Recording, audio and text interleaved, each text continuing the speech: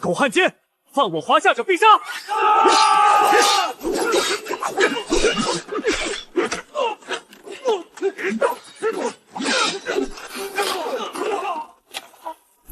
狗汉奸，杀我华夏同胞！今日必将你镇埋于此！就凭你！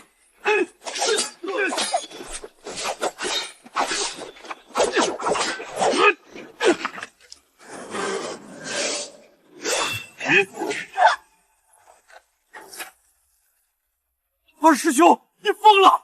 为了抢夺剑匣，你竟对小师妹下死手！师傅偏心，这破道观守着有什么用？告诉你们，东瀛阴魂宗百鬼门的大能说了，这世道就是弱肉强食。你竟勾结东瀛邪修，你这畜生！东瀛秘法能让我长生，今日我便叛出这清风观，去做我的白骨观观主，当我者死！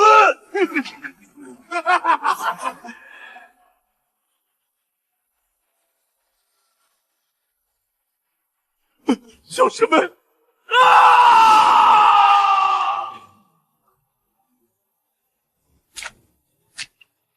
那东瀛阴魂宗的邪气，到了这片山头竟断了线索。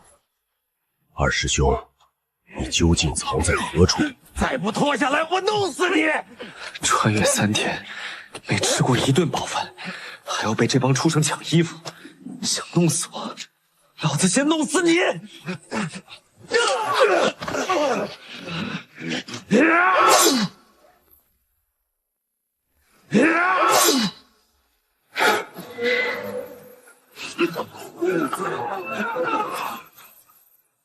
我叫沈回，我穿越的究竟是什么鬼地方？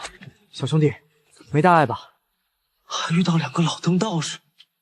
这破打火机是我唯一的家当，早知道穿到这鬼地方，我高低得带把军刀。哎，道长且慢，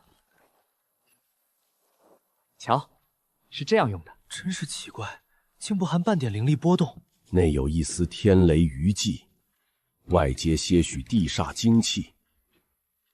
小兄弟，此物从何而来？祖传的小把戏。什么天雷地煞？不就是极化陶瓷和椰卧器？这俩穿草鞋的苦哈哈，别是江湖骗子吧？小兄弟，可愿随我上山？山上有一口吃食，头上也有片瓦遮身。意思是管饭吗？管饱，还能教你修行炼气，逐道长生。我都22了，骨骼定型了，还能修？于修道之人而言，不过弹指一挥间。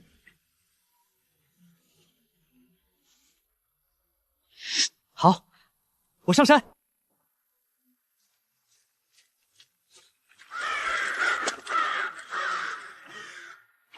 小兄弟，夜路别乱跑，这就来了。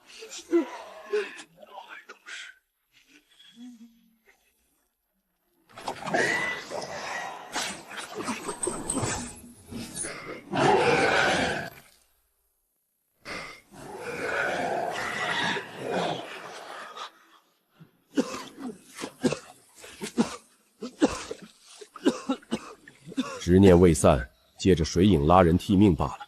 刚刚那是什么东西？水妹，你气血虚浮，气运低迷，最易被这等阴物趁虚而入。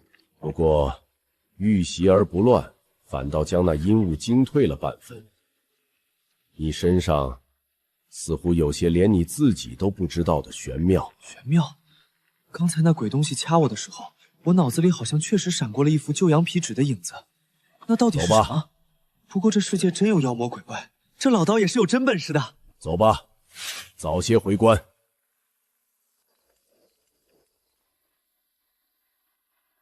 会扫地吗？会。会挑水吗？我可以学。叫什么名字？沈回。且进来吧。明日开始，寅时3刻起身剑术，卯时正刻操行早课。愣着干嘛？进去吧。真要出家当道士了。不管了，只要能活下去。沈回，慢点喝。师兄来了。明日早课，寅时3刻。师父醉宴人迟，别睡太死。好嘞，师兄。水鬼黄符，这世上真有修行。只要能在这乱世活下去，别说当道士，当什么都行。今日早课毕，尔等自去用斋。沈回，暂留片刻。你入我观中，尚未行拜师之礼，按规矩，未行礼前，不可传法。弟子沈回愿拜入师尊门下，恳请师尊收录。节操算什么？这时候不赶紧抱大腿，难道下山喂妖精？哼哼，你倒机灵，随我来。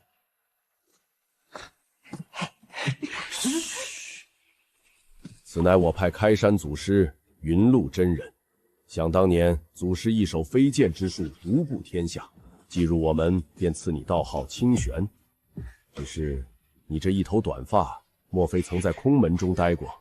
师尊慧眼，弟子自幼漂泊，为了一口饭食，曾寻了座小庙当了一阵场假和尚，混几餐斋饭。世道纷乱，为了活命，些许变通亦是无奈。然既入我门，须守3戒。好的，师傅。1戒滥杀无辜，2戒是非不分，3戒贪财好色，你可记住了？弟子清玄，必当谨遵师命，若有违背，天诛地灭。唐青，弟子在。自今日起，由你教导清玄引气之法。敬明，弟子在。清玄识文断字之事，交由你。弟子遵命。清玄师弟，我是你四师姐静慧，你当真做过假和尚？师弟，既入了门，就好好修行。师傅看着随和，功课上可从不含糊。清玄师弟，你当假和尚时真没偷吃过肉。这几个师兄师姐性格倒是分明，修道还真能改善基因，一个个长得都不赖。清玄师弟，今日我先教你引气之法。听大师兄安排。修行首重引气，需熟记经脉穴位，方能导引灵气入体。切莫急躁，常人数月方能出生气感。盘腿、闭目，舌顶上颚，一手丹田，放松身体，摒除杂念。气感出生时，丹田微暖，如以形皮肉。不到1炷香，这就入定了。我当初可是花了半个月，师傅这次还真是捡到宝了。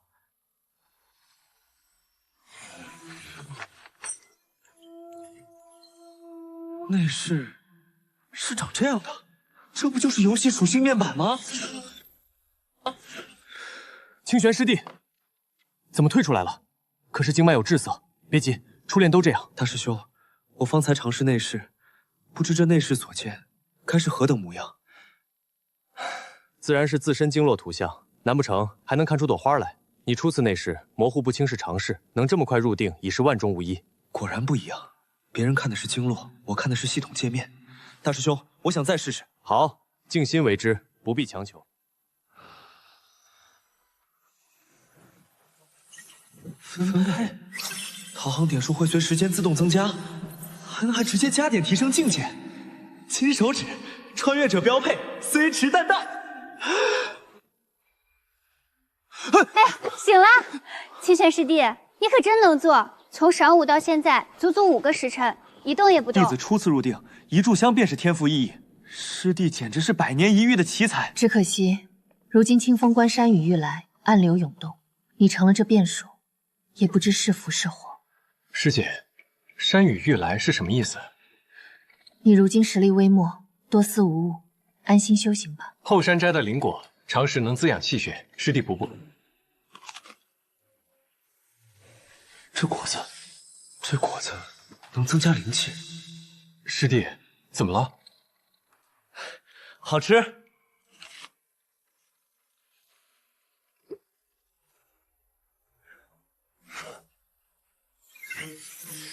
全加在境界上，突破了。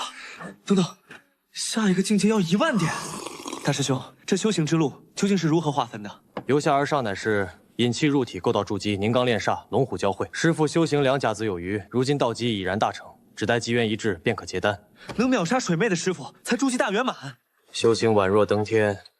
我而立之年遇师傅，日夜不做50余载，也才刚刚触及炼气后期。50余载，大师兄，您今年高寿？虚度光阴，80有6了。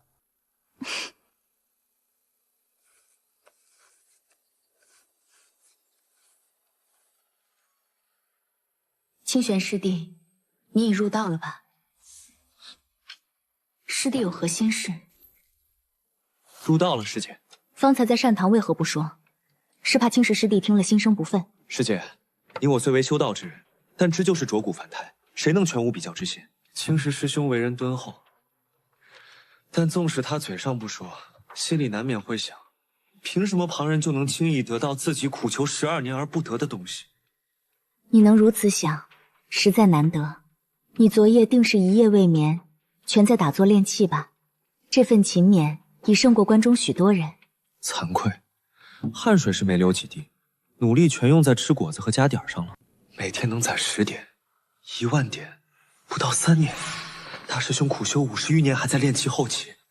二师姐天纵之资20年才摸到筑基门槛，我不到3年就能筑基，这意味着什么？意味着我牛逼啊！师姐师兄，你们这是？清玄师弟，我们在照看师傅求来的运灵草，可惜长得都不太好。我可是每天都跟他们说好话呢。水是后山灵泉，土是温泉怒土，半阴环境也对，可这几株草苗就是病恹恹的。师兄，这书可否借我一观？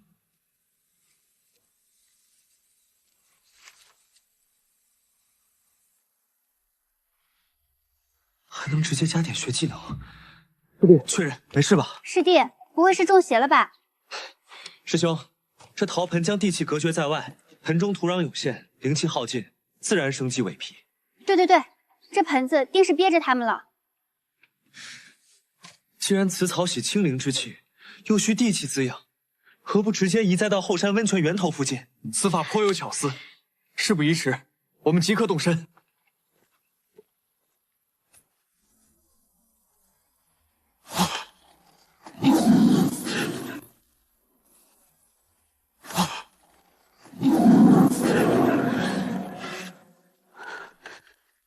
修行不易，切莫自误。师兄，方才那是妖怪？算不上，得了些造化，比寻常虎兽通几分灵性。猛兽开了灵智，总比只知失血搏杀的畜生要知进退些。哼，看起来不过是一头刚摸到点修行边的大猫，真敢扑将过来，我一剑就能给他捅个对穿。就你那剑的长度，捅个对穿怕是有点悬。不过看三师兄轻描淡写的架势，这清风观还真有点东西。我去瞧瞧那束野柿子熟了没，去就回。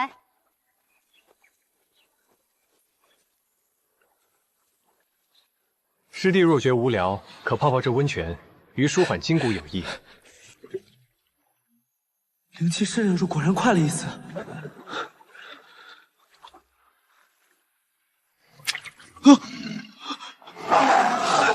救命啊！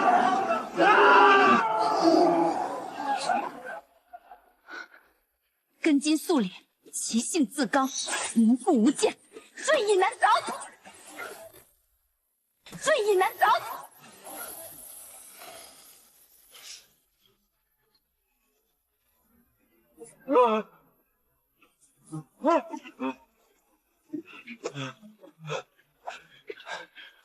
小师弟，受惊了吧？多谢师姐救命之恩。嗨，说什么救命之恩？你可是我的师弟呀！师姐，你方才那剑上的白光是什么法术？算你识货，那是小五行法里的金睛剑煞，练到高深处，切金断玉，斩妖杀鬼，不过等闲。师姐，这法术我能不能学？当然可以，不过嘛，可不是人人都能练到我这般厉害的，得看悟性。莫要自夸，我哪有自夸？师傅都说我已得他3分虎后。终究是本性难移，既已殒命，便尘归尘，土归土吧。50式灭迹，这是既环保又高效，我全都要学。师妹，金睛剑煞是用来护道持身，非是炫耀之资。知道啦。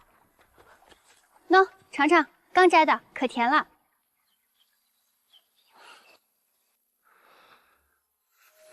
每日打坐加吃灵果，攒了111点。修身为本，术法为用，全家境界。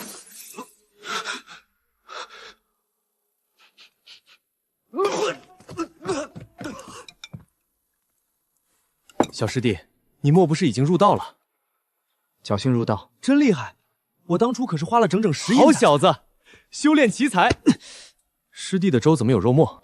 那是四师姐特意加的，说你刚入山门，太瘦了，该补补。就你多嘴。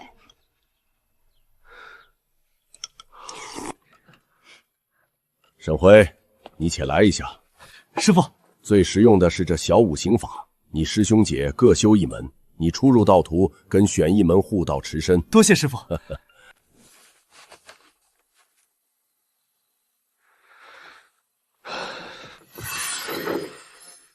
点数不够，我自己练。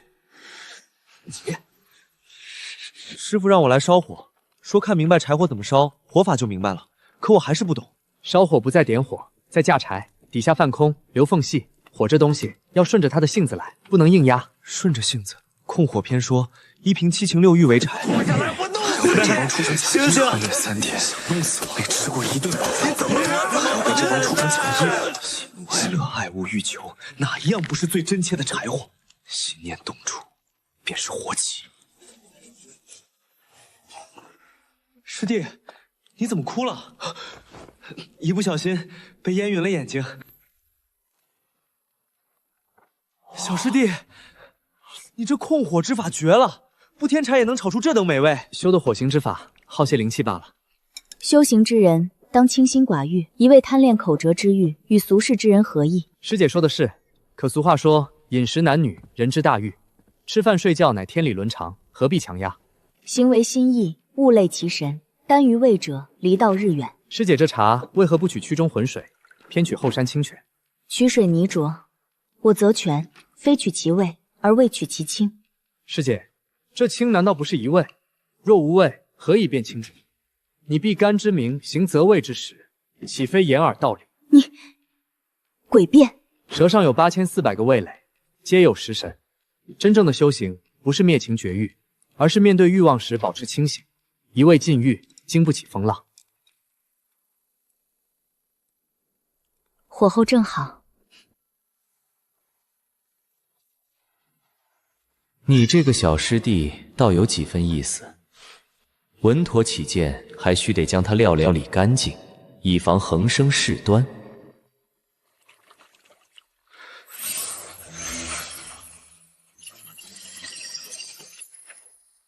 两者威力都不小，选哪条路？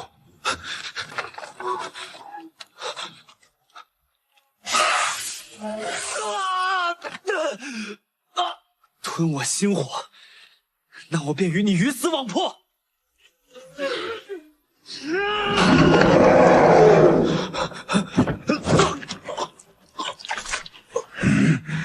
妄心眷念，火起。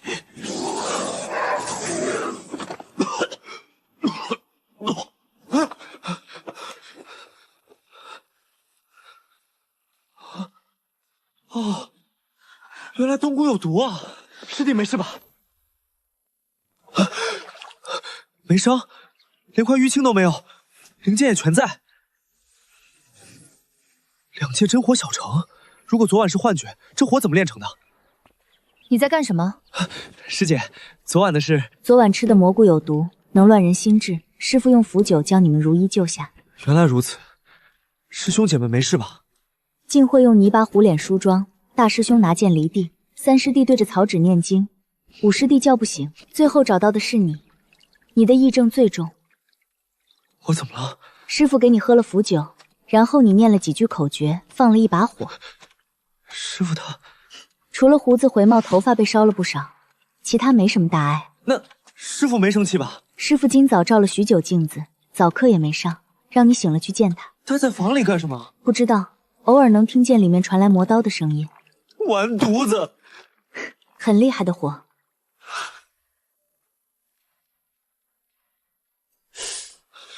弟子清玄给师父请安。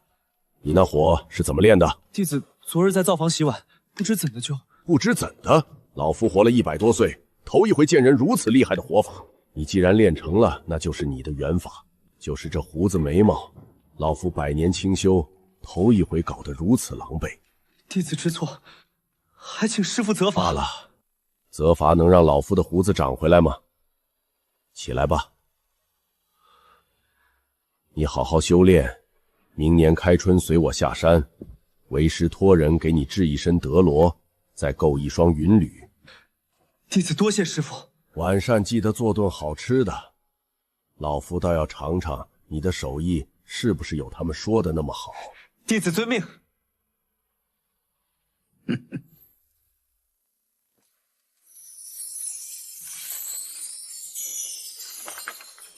火树稳了，道行也长了，该去后山寻些野味，准备晚膳了。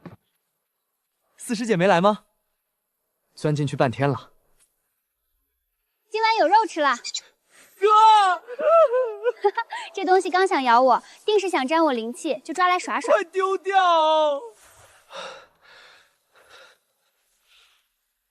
四师姐，当日那头虎妖开了为你出剑时不一剑斩了。那日他没先动手，我们便放他一马，这是修行人的规矩，妖不害人，不可随意杀伐。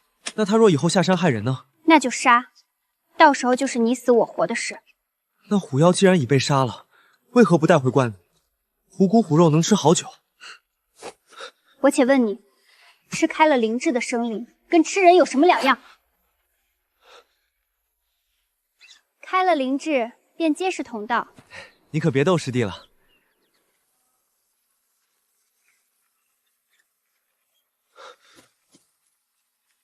听说你昨日与静明论道，说这人间烟火也是一味大药。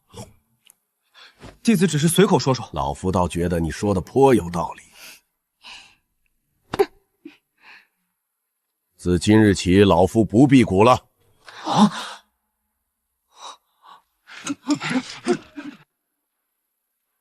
师弟还在修炼呢。师兄来了。师弟，这本书赠与你学习，我先回了。师兄慢走。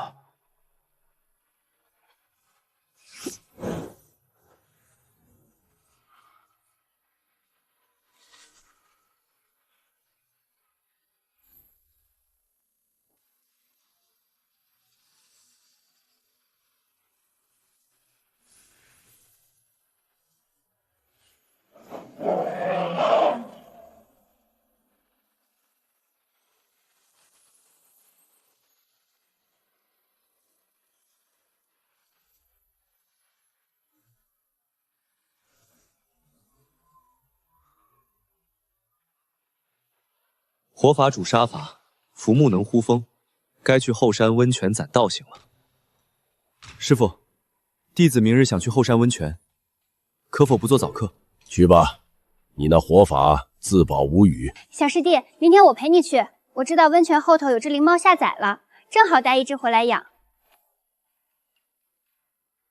不许去，一天到晚四处溜达，也不修炼。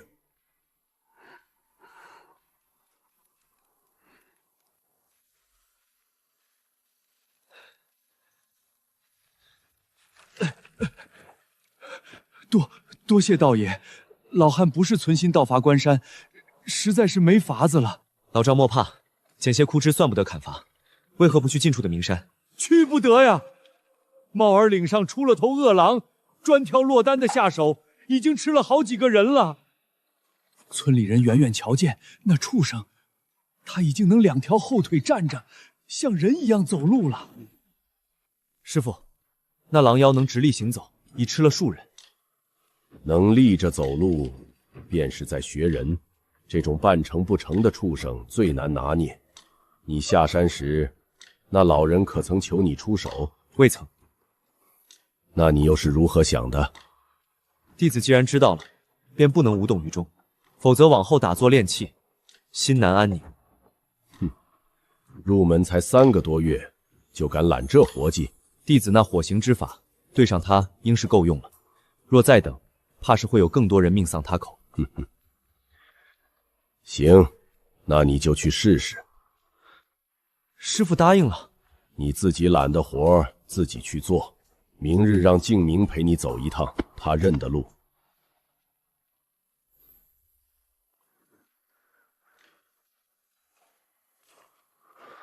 你可知晓什么追妖锁鬼的法术？不知。那你要如何降妖？先去李家庄问明遇害地点，然后以身为饵。那狼妖既已食人，便不怕人，你就不怕被他吃了？有二师姐在后头列阵，我有何惧？我会忘气之术，到时候可通过辨认妖气流转，寻那畜生踪迹。那便更加稳妥了。师姐威武！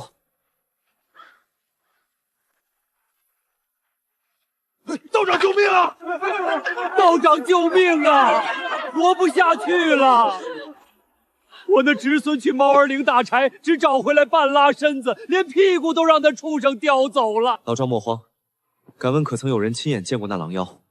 他具体在何处出没？就在猫儿岭上，那畜生霸着那条道，谁走谁遭殃。村里人远远瞧见他站起来比人还高，前爪子还会扒拉石头往下推砸人啊！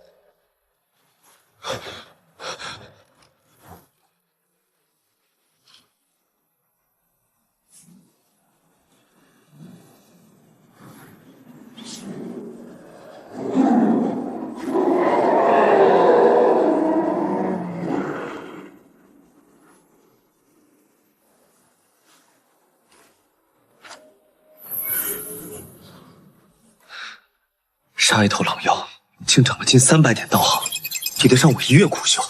斩妖除魔才是捷径，必须学一门寻妖之法。你怎么了？平日里的你绝不是这副模样。术法一正，7情6欲已被心灯焚尽，不知遮掩，不会拐弯。所以这才是真正的你，轻视傲无，顾盼自雄。平日里的温和都是装出来的。法门这东西，看一眼根脚，便知能长多高。在火行这一条道上，你与3师兄皆不如我，无伤大雅，2日即退。回关。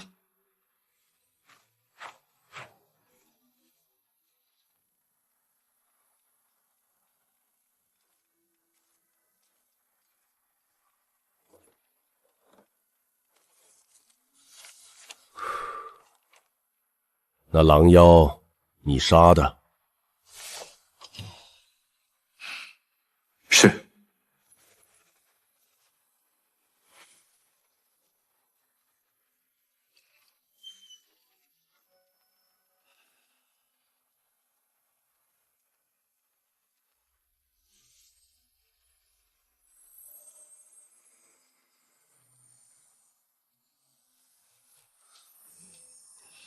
入门了，这红光便是杀狼妖沾染的血煞之气。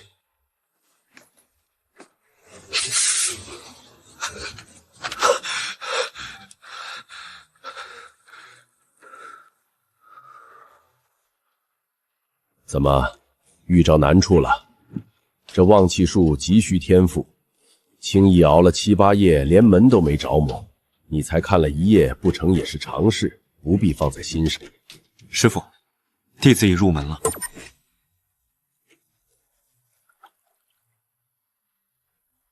你说什么？弟子说旺气术已入门了，只是看久了有些头晕。了不得！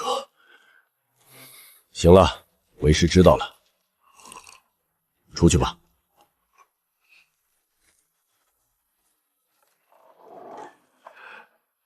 不得了，真是不得了啊！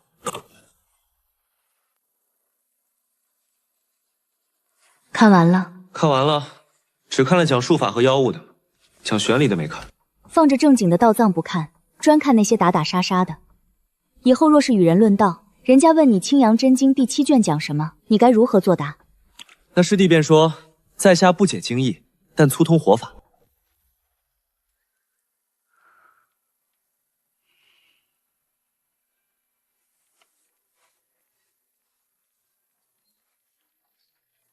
师弟，那鲛人未结丹如何能画出双腿？这巫术竟如此了得！那碧水珠能碧到何种地步？能否炼成法器？大师兄、三师兄，这只是故事，我肚子里没货了，讲完了。师弟，再讲一个嘛，就讲梁祝化蝶那段。那蝴蝶是怎么变的？是不是修习了变化之术？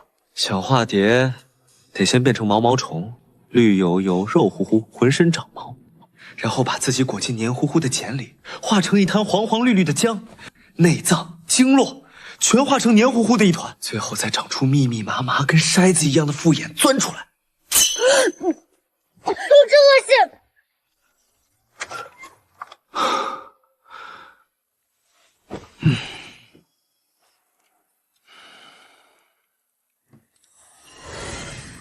下山历练在即，必须尽快补足五行法术。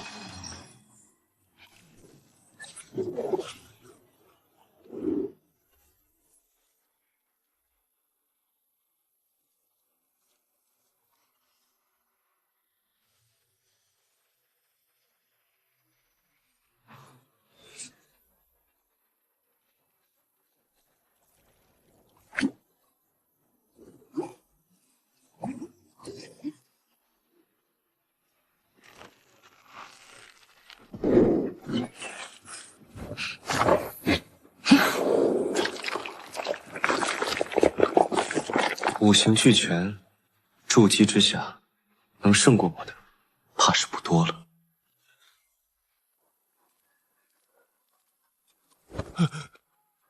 这儿最大的药铺在何处？直走，路口往东拐，仁和药铺便是。哼。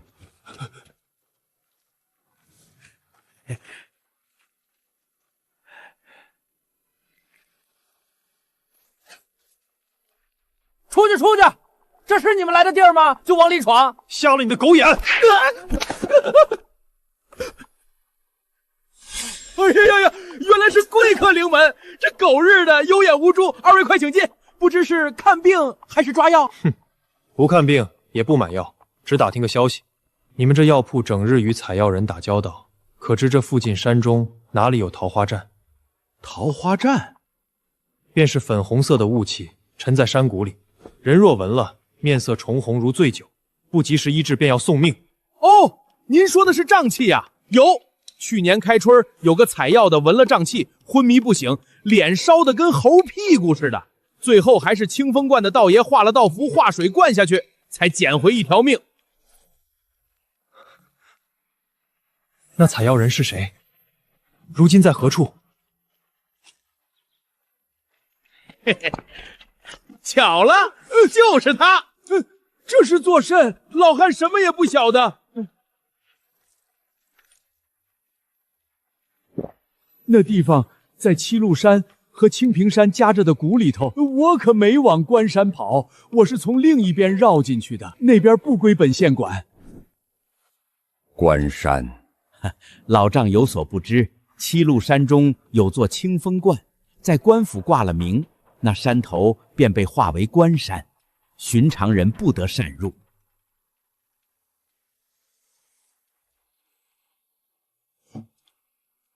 带我们去一趟，这个便是你的。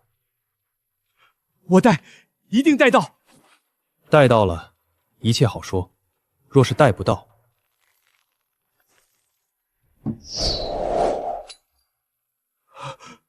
这是定钱。另外半截事成之后再给。给我寻个人牙子来，须几个开路的，4个抬华轿的，拢共10个壮实汉子。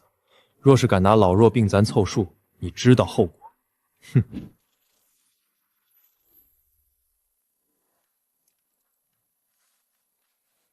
二位爷，那地方远，从县城往南20里，进山口再翻2个山头。你不是说闻着味儿了？闻着了，就那股子味儿。回家就头重脚轻，脸烫得跟烧炭似的。大爷您过目，6个扛大包的，4个抬华将的，力气有的是。进山来回，这是定钱。出来后每人再拿2两，路上听吩咐，不该问的别问，不该看的别看。听大爷的，让往东，绝不往西。去准备干粮火把，明早城门一开就走。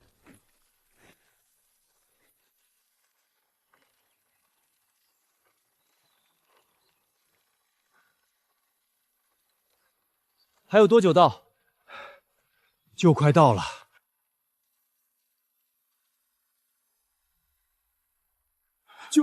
就在那边。师傅，您看，二位爷，这桃花帐里头是不是住了什么妖物啊？徒儿啊，你我师徒二人此次不远万里，共寻了几种瘴气？回师傅，4种。几种杀气？1种。转眼你就陪我走了这么远了，辛苦你了。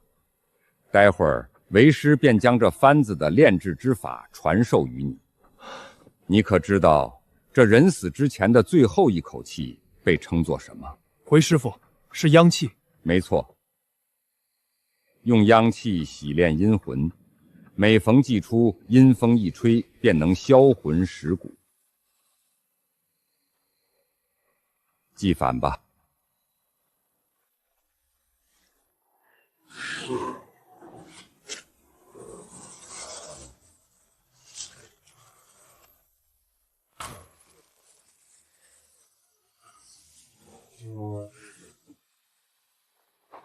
徒儿啊，你可不能像你师兄一样，知道了炼制之法就跑得没影了。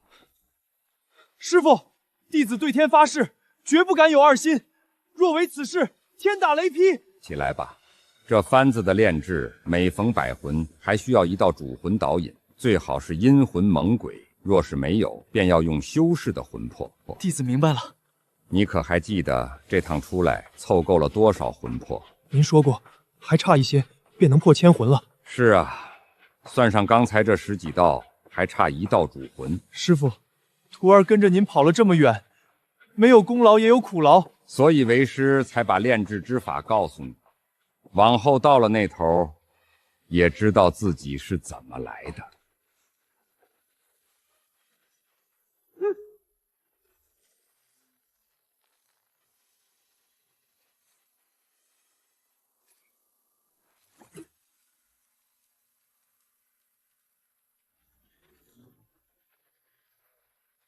乖孩儿，去将周边的虎豹杀尽，回来替我护法。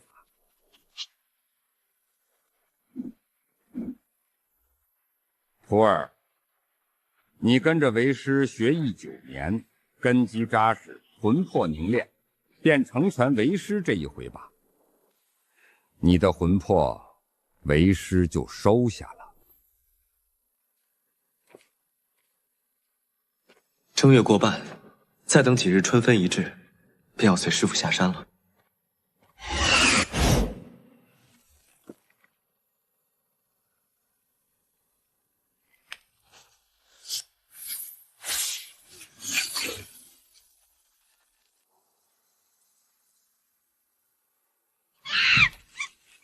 势大力沉，若没挡住，此刻我已横尸山道。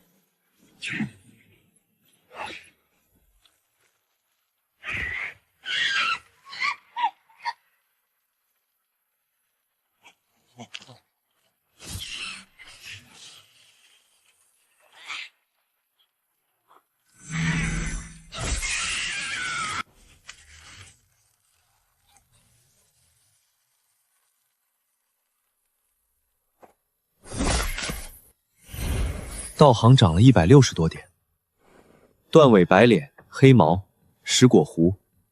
山海之意有载，瀛洲有兽名白头枭，其尾断而不死，能自游走，寻主而复生。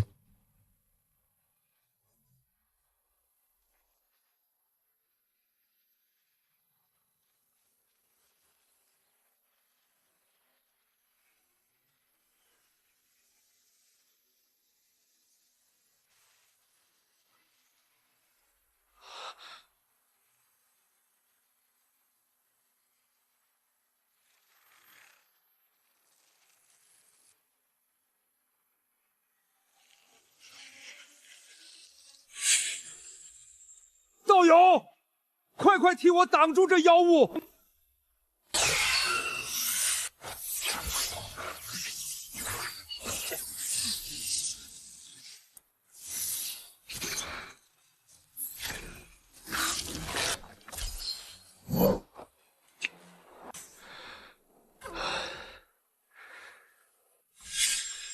多谢小友出手相助。这些事，可怜啊，可怜！贫道玄阴散人游方至此，听闻山中有妖物专害采药人，便带了徒儿和雇来的脚夫想除此一害，谁知那妖孽厉害非常。柴刀、华锹，包袱里滚出的干饼子，确实是缴户的寻常物件。这老头哭得倒真像个痛失爱徒的伤心人，只是这幡子透着邪气。前辈节哀，既然妖物已收，晚辈便不打扰了。小友且慢，老夫方才收妖耗了不少元气，炼化关头最忌惊扰，不知小友可否替老夫护法片刻？事成之后必有重谢。前辈，非是晚辈推脱，只是天色已晚，若再不回去，师父怕是要着急了。不知小友是哪位高人门下，日后有缘也好登门道谢。晚辈师从青城山青阳真人。真人，金丹真人。青城山金丹真人，这2座大山压下来，这小子还真是挨不得碰不得，除非在这深山老林里做得干净些。师父，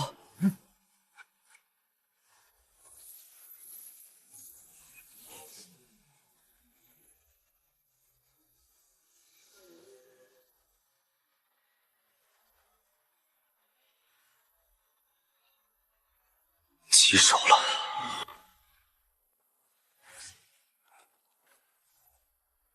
小畜生，竟敢坏我大事！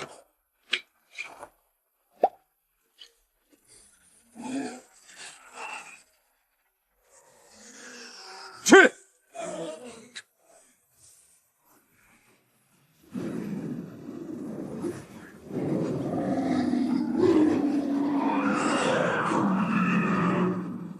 这小子手段竟如此霸道！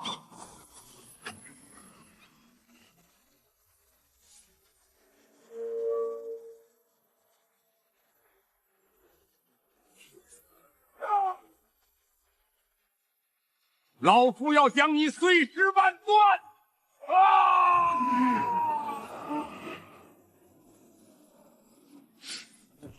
土术金气活法，这小子到底什么来头？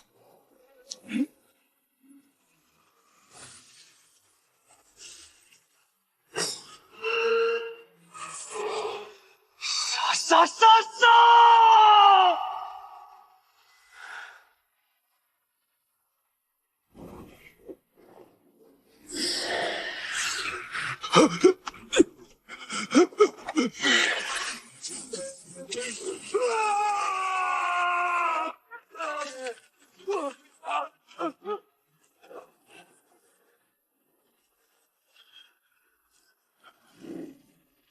去杀老夫！去杀老夫！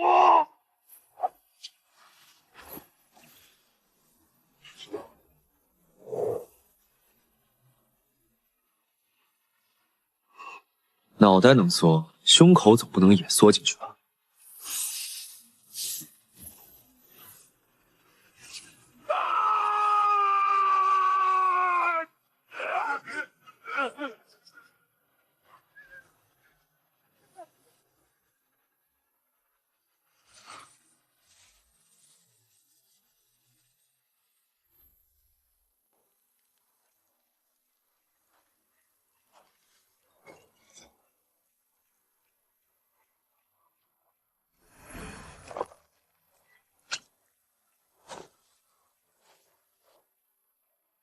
头一回杀人，倒没什么不适。方才以望气术看他，头顶黑红之气层层叠叠，如陈年血渣，死不足惜。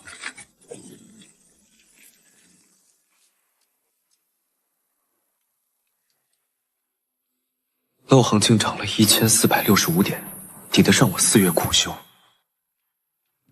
这件轮盘终于变成可抽取了，难道杀人才能获取点数？回关再探究。气海空荡，灵气消耗了七七八八，好在正自行恢复，明日一早便能复原。缩头入腹黑风食物，祸心妖眼，这老头路数阴邪诡异，绝非正经道门，也不知出自哪门哪派。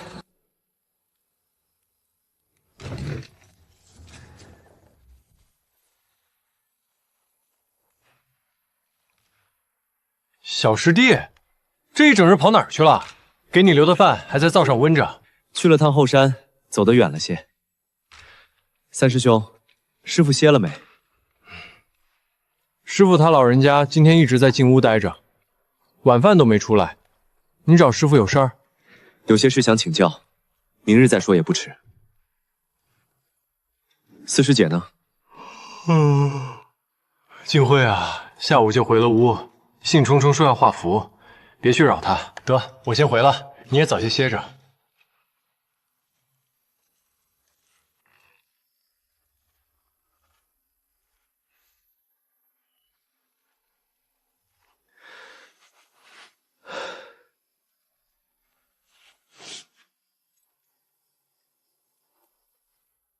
把你揣在身上，总觉得不太安稳。道行1465点，活法小成，其余4行入门，应付寻常妖物够用，修为却低了。全家境界，精重冲铠，灵气奔涌，这感觉，若是炼气境分前中后期，如今我3361点，也算是炼气中期了。三师兄和四师姐也才这境界，不可浇灭。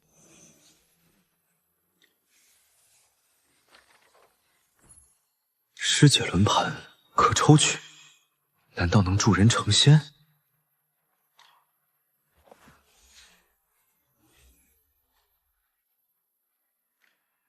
倒真像是抽奖的。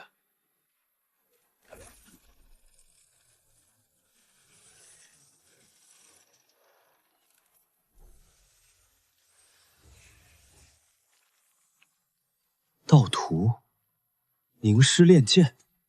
师傅说过，道图是修士的大道根基，可这名字怎么看怎么透着股邪气。凝练本命3剑，需以修士尸身为引；古剑白牙需筑基修士；血形赤上需金丹真人；肉剑复生需元婴真君。果然不是正经法门，最低就要筑基修士的尸体。去刨祖坟，师傅怕是要清理门户；去杀人，我一个炼气中期找筑基邪修，上赶着送命。还是明日去探探师傅的口风，连同那翡翠葫芦的来历一并问了。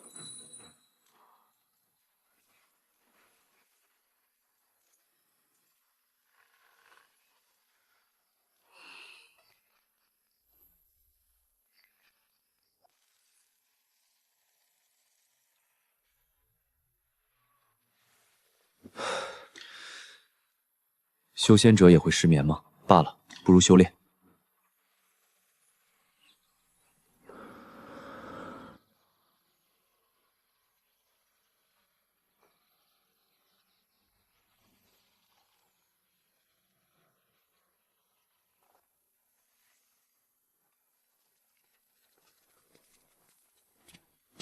师傅，弟子昨日去后山遇着个人。什么人？一个操弄白帆的老者，翻面黑气缠绕，能放出凶戾恶鬼。魂幡阴魂，这是阴魂宗百鬼门的路数。阴魂宗这一门专修阴魂邪术，靠激进亡魂祭炼魂幡，初使百魂食肉，再上千魂白日逞凶，若成万魂幡，便能成就一方鬼域，困杀金丹真人。这么邪门？你说你把他杀了，怎么杀的？弟子用火法。你胆子倒是大得很，修行不到1年，敢跟阴魂宗邪修斗法。他若早有准备，你焉有命在？弟子知错，可那老者逼弟子护法，空地上还有不下10具白骨，弟子无可奈何，只能先下手为强。死在这种邪修手上的无辜百姓，没有100也有80，杀便杀了，也算为民除害。师傅，这是从他身上得的。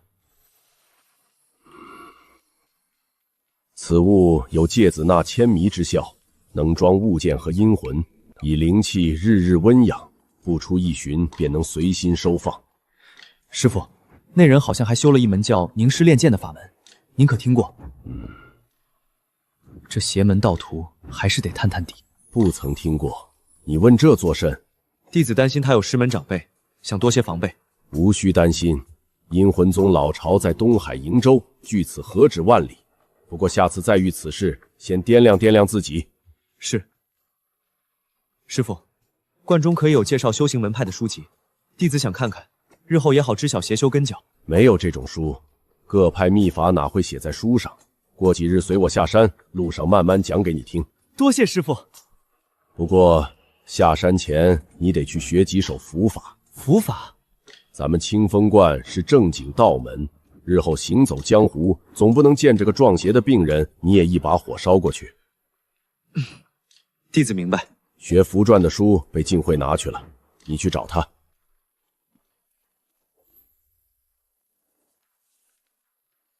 师弟，你这几日怎么忽然用功起来了？师傅说了，下山之前要学习几手治病驱邪的符法，到时候用得上。而且我一直都很用功。哦。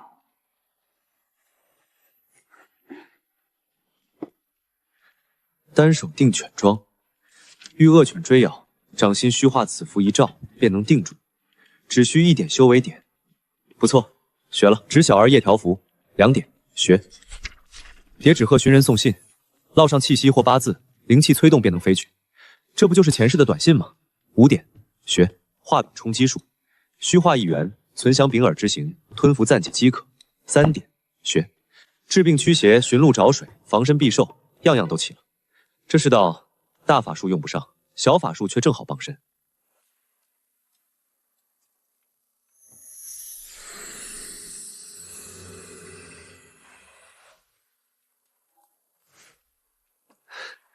好宝贝，真是个好宝贝。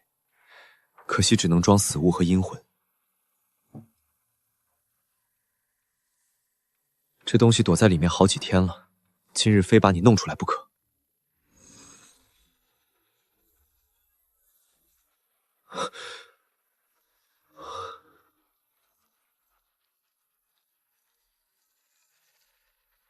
白头鸮的断尾。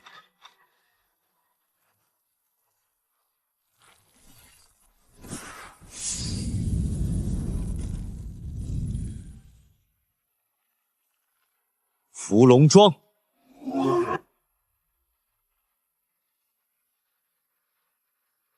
歪门邪道。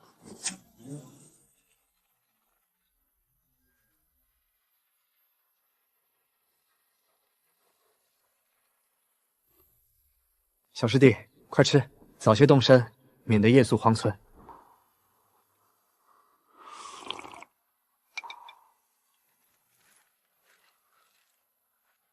头一回下山，机灵点，听师傅的话。知道了，大师兄。路上吃。路上小心。这破道观，倒还真让人有些舍不得。这是官道，往东便是渠县县城。下官渠县县城陈寿，奉县尊之命，特来迎接道长。县城正八品，能让他跑几十里地来接，师傅面子不小。有劳县城了。王知县近来可还安好？县尊安好，只是这半年来县里积了不少事，县尊愁的头发都白了一半。道长，请上车。贫道走着便好，让他坐吧。弟子也走着。说说吧，这半年都有哪些事？去年8月，城东刘家老宅闹鬼，无人敢进。9月，城南王寡妇下葬3日，棺子里传出抓挠声。开棺一看，尸身翻了个面，指甲全磨断了，现在还用绳子捆着。10月，北边徐家村丢了3个孩子。还有，猫儿岭那头狼妖被除后，一伙流散的土匪占了旧道，专抢过往客山。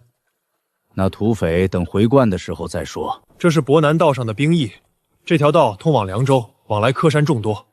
博南道，往西出大硕国境，怪不得土匪盯上这里，过路的都是肥羊。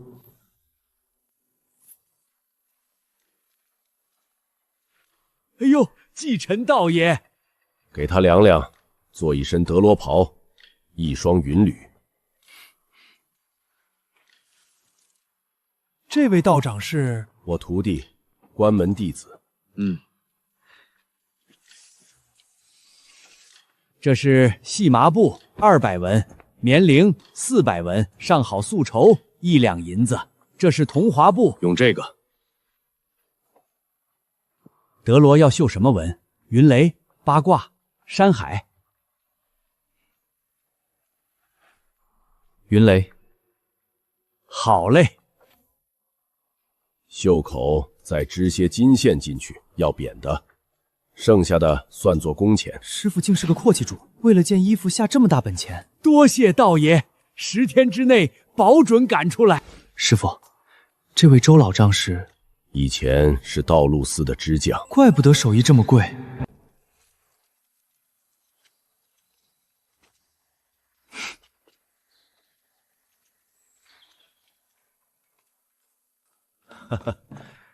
继承道长，可算把您盼来了。这位是小徒清玄，哎，请坐。春寒促俏的还扇风，装模作样。这位是精通阴阳术数的李秀才，这位是万安寺的法明师傅。诸位，这半年来县里积了不少事。头一桩，城东刘家老宅空了7、8年，夜里常有哭声。第二桩，城南王寡妇下葬3天后，棺材里传出抓挠声，开棺一看，尸身翻了面，指甲全磨断了。第三桩，徐家村夜里丢了3个孩子。第四桩，白水渡口闹水鬼，船夫吓疯了。第五桩，猫儿岭土匪杀了客商，还有一桩尸体被盗，乱葬岗新坟被刨。刘家老宅的事儿，在下去看过，那宅子风水不好，有些怪声也是常理。在下以为先请法明师傅去做场法事压一压就好了。阿弥陀佛，贫僧倒是想去看看那王寡妇的坟，尸身翻面，指甲磨断，此乃大凶之兆，若处理不当，怕是真要诈尸。道长意下如何？一个一个来，先去刘家老宅看看。道长车马劳顿，不若先休息一晚，明日再去。就今晚吧。那是否要先用些餐食？回来再吃。在下这便吩咐人去备灯笼。道长饿了，待此件事了，下官便让人备些湿食。不妨事，处理正事要紧。白天走了一天，晚上还要陪着查鬼差，这官当的也是没谁了。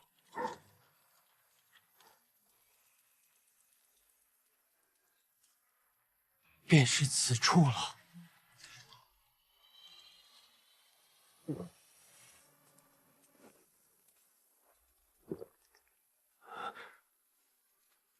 陈大人，道长有何吩咐？大人在外面等候便是。这怎么行？下官虽然不才，可好歹也是朝廷命官，岂能做出这临阵脱逃？大人若是在外头接应，贫道反倒安心些。唉，那几位千万小心。在下便在此处候着，若有变故，喊一声便是。老徐，你和小吴随道长进宅。道士，且慢，你我同去，同去。我走后面，为你略阵。好。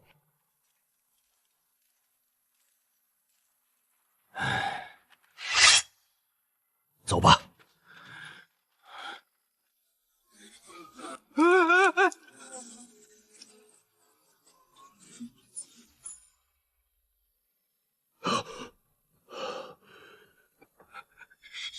师傅，别慌，别自己乱了阵脚。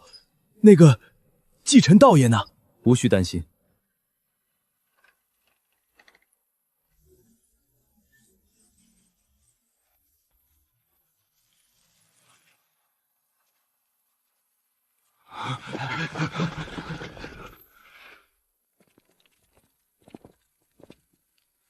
看出什么了？有阴气，顶梁和枝头最重，那儿像是有什么东西。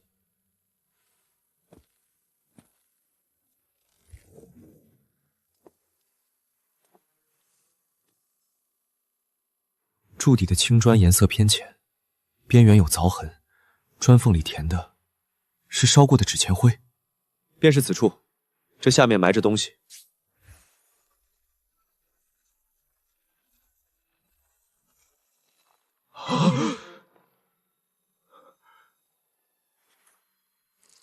阿弥陀佛，这是什么？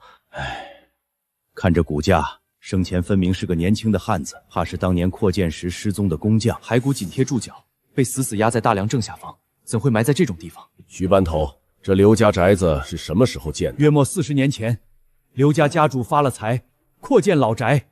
建房时可曾出过事？有，上梁时摔死个木匠，打地基时塌了土方，活埋了个小工。当时闹得挺大，刘家赔了不少钱。那便是了，此乃生庄。什么是生庄？砌房造屋，若触了土煞，邪佞之徒便以无名路人或被掳走的工匠填入地基，取其魂魄镇宅，谓之打生庄。被埋之人魂魄永镇于此，不得超生。宅子兴，他受苦；宅子败，他亦受苦。此法极损阴德，为正道所不齿。聚怨气纳阴，这般歹毒的做法，跟白骨堂的路数一模一样。看来这地方的邪修可不止一个。在下也曾听闻，不想竟是真的，所以作祟的就是这个。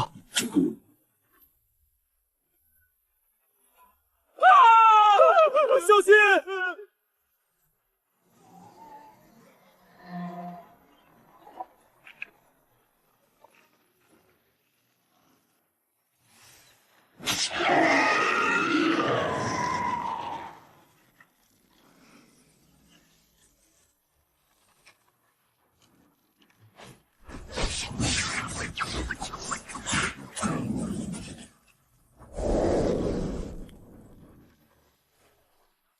你何时学的瑞金和画图2门法术？师傅放心，徒儿晓得贪多嚼不淡，若是耽搁修行，便不休息这么多了。劳烦班头找个地方，将这惨死工匠的鱼骨好生安葬。师傅，就这么走了？慌什么？这叫投石问路，打草惊蛇。原来如此，背后用秘法养鬼的人若是知晓，定会按耐不住。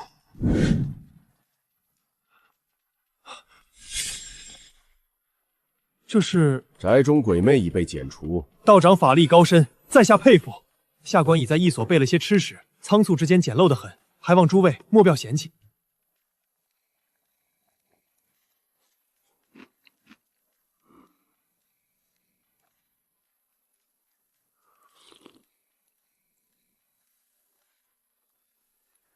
这一所只有3间客房，如今4位要住，实在是下官疏忽。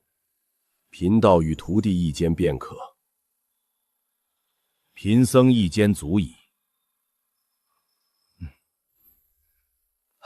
下官这就吩咐人收拾。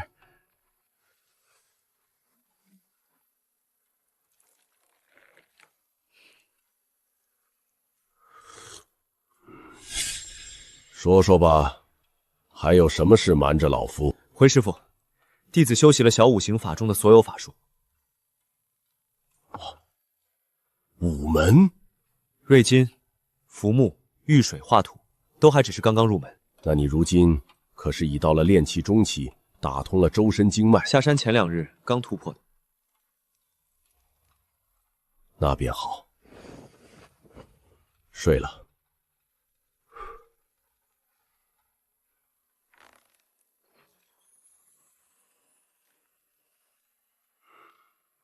在观中素来不系人服饰，一入这凡尘俗世，倒是端起架子来了。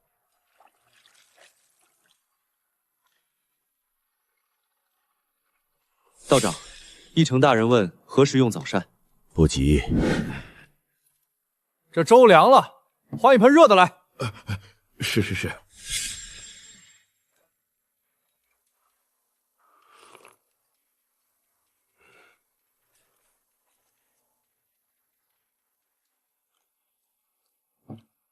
这是什么东西？软塌塌的，焉能入口？李秀才，道长有何指教？一粥一饭，当思来之不易；半丝半缕，恒念物力维艰。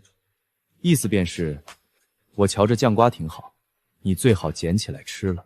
道长好大的威风！道长说笑了，不过是一碟酱瓜，小的再去换。不要让我说第3遍！你这是欺人太甚！你这是欺人太甚！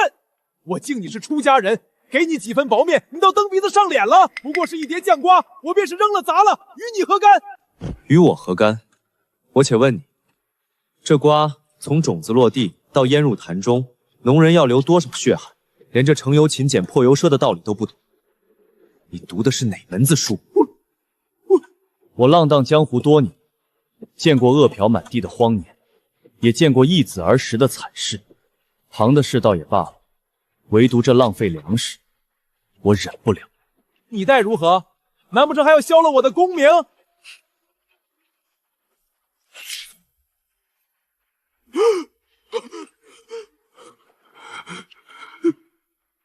今日你若是捡起来吃了，此事便了；如若不然，我虽消不了你的功名，却能消得了你的脑袋。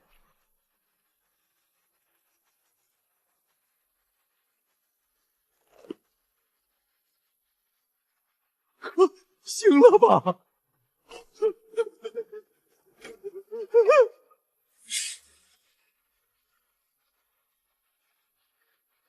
你方才想出手拦我，贫僧有些乏了，先回房歇息。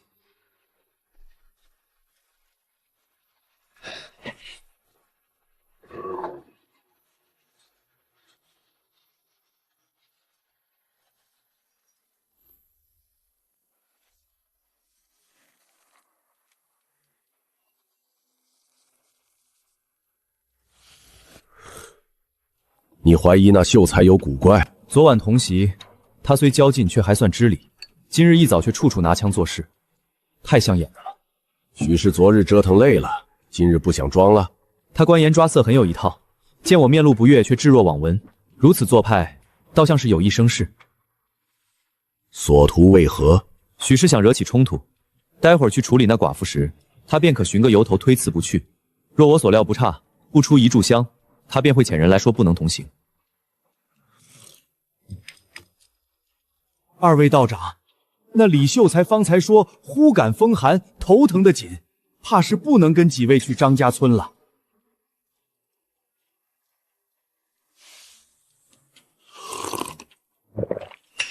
知道了，你且去备好车马，我与师傅即刻动身，这便去瞧瞧那张家村的寡妇有何蹊跷。你既瞧出他是托病推诿，为何反倒遂了他的心意？他要演，我便陪他演。此乃将计就计，引蛇出洞。二位道长，小的张七给二位赶车。你我此番前往张家村，定要查清是何方妖鬼作祟。至于那2个畏缩夺揽之辈，便由着他们在驿馆安歇吧，免得咱们降妖除魔时还要分神顾全他们性命。走吧。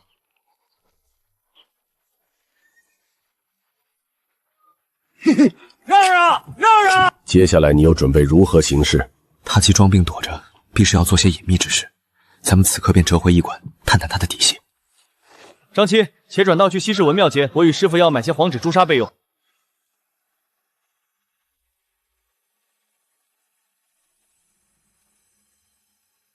电视剧里果然是骗人的。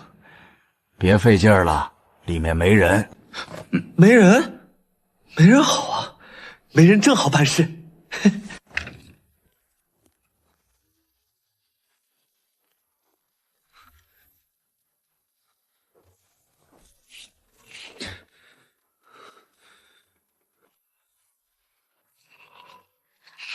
走了好，走了这引蛇出山，便成了一半。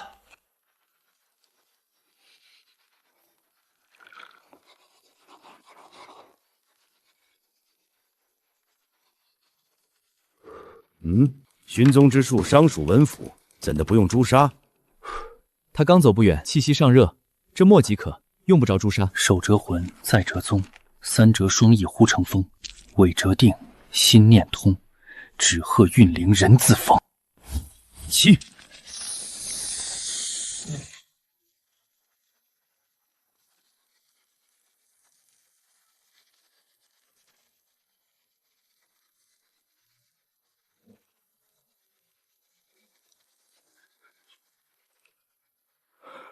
我先前是如何嘱咐你的？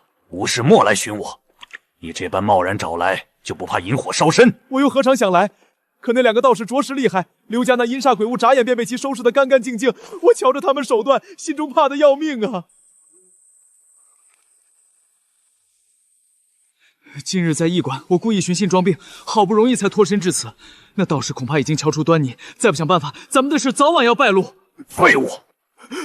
那刘家老宅的东西本该再养些日月，待其彻底成了气后再去收服。如今倒好，你心急火燎弄出动静，引来道士插手，坏我大事。县长息怒，我也是想尽快敛些钱财，没成想那两个道人竟如此厉害。罢了，事已至此，埋怨无用。我且问你，张家村那寡妇身上的阴煞可供养的妥当了？切莫像刘家那废物一般被破了。妥当了，妥当了。我按您的吩咐，布下聚阴法阵，只待时机一到，便能将其收服，日日采炼阴煞。你此番躲出去，务必安分几日，待我将张家村的阴煞收齐，咱们便立刻离开此地。对了，你可曾留下什么把柄，被那道士抓了去？没有，绝对没有，我处处小心，无有错漏。这两人应是岐山道的妖人，老巢在陇州，专研采阴养煞、驱鬼害人的邪法。惯用伎俩便是暗中潜鬼作祟，再装高人上门除祟，甚至驱鬼害命，强夺家产。不知这屋内二人修为如何？咱们在墙根站了这许久，他们毫无察觉，可见修为浅薄，未曾筑基。师傅，这两人祸乱乡里，罪大恶极，此番可否由弟子出手，除了这两个祸害？这等送上门的资源，可不能让师傅抢了人头。岐山道手段阴毒邪异，万不可轻敌。弟子请得。徒儿下山本为历练，能为渠县除此祸害，也算不虚此行。你五行法术进阶入门，既执意要去，那便去吧。当如走住！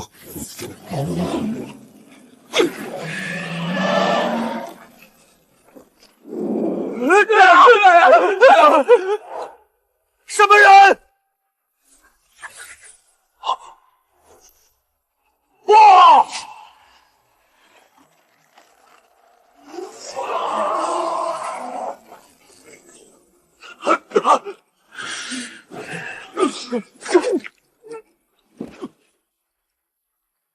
呀！好胆！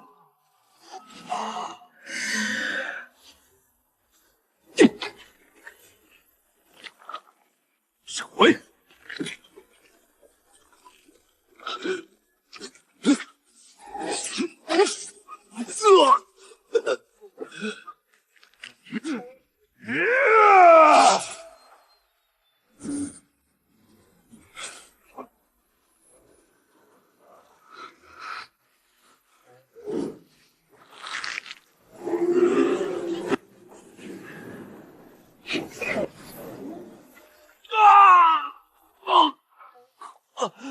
说吧，可还有同党？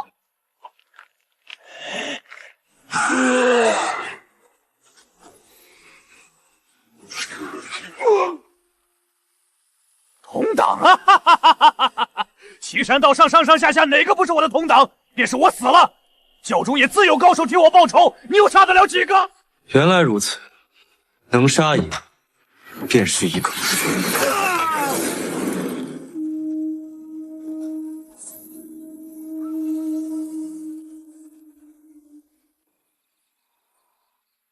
两个大活人，光天化日的，怎么就丢了？小的也不晓得，兴许是被什么妖怪掳了去。放你娘的屁！什么妖怪敢对清风观的道爷下手？上赶着找死吗？回来了，两位道爷回来了。道爷可算回来了，真叫下官好等，生怕二位是嫌弃王某招待不周啊。二位道爷，你们去的哪家铺子？小的在文庙街转了好几圈也没瞧见。去，喂你的马去！哪有马呀？那就滚去铲粪！这变脸的功夫，不去上川剧，真是屈才了。社会，听说昨夜二位一出手，片刻便将那刘家老宅的恶鬼除了个干净。道爷果然道法精深。贫道不过在一旁瞧着，动手的是我这徒儿。哎呀呀，果然是名师出高徒。小道长年纪轻轻便有此等本事，真乃少年英杰。下官敬小道长一杯。县令大人过奖，雕虫小技罢了，装的倒挺像。只怕你早就把那2个差役的底都盘问干净了。这是英雄出少年，我有个未出阁的侄女儿，貌美如花。收拾的真干净，满驿馆上下竟无一人提起那李秀才去了何处，倒也省事。刘家老宅的阴鬼，加上今日这岐山道的邪修，2桩下来，已残了近600点修为。奇怪，杀了那邪修，为何没有获得世界轮盘的抽奖次数？我原以为击杀修士便能抽奖，难道关键不在于是否杀人？还是说这2次击杀的目标在修为境界、道统或年龄上存在差异？看来以后有机会得找几个邪修用控制变量法好好测试一下这抽奖机制。至于这些点数，先留着备用，若无变故，优先提升修为，早日筑基才是保命的根本。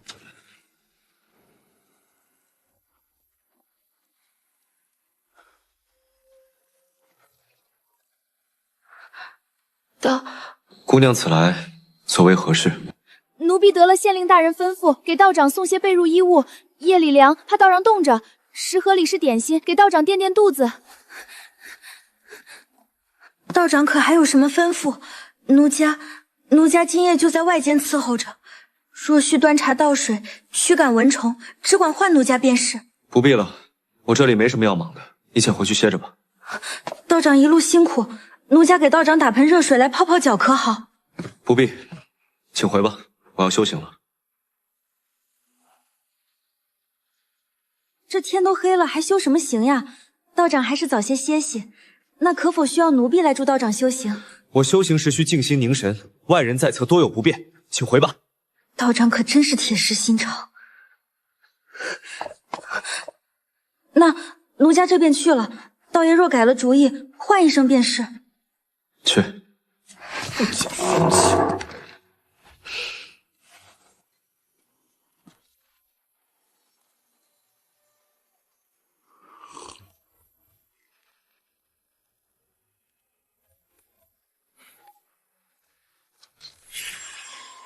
何事？小的奉大人之命前来服侍道长。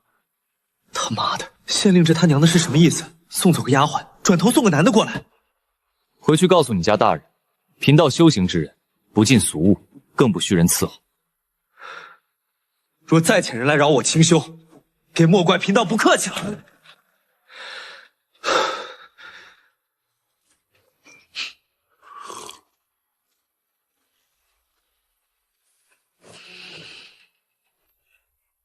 师傅入定未醒，正好替3师兄把书还了，顺道见识见识这华夷混居的永昌郡。大白天半掩着门，想必就是那等风月场所了。掌柜的，还书。姓甚名谁？何时租借的？王石，去年8月末借的，3册。若是不租了，就从先前6000银子的押金里扣。可有新到的书？那边架子上，上月新到的。共计4册，这本邮寄后写，每月拢共收你50文，朱飞下次结，这次只结上次的2钱4丝。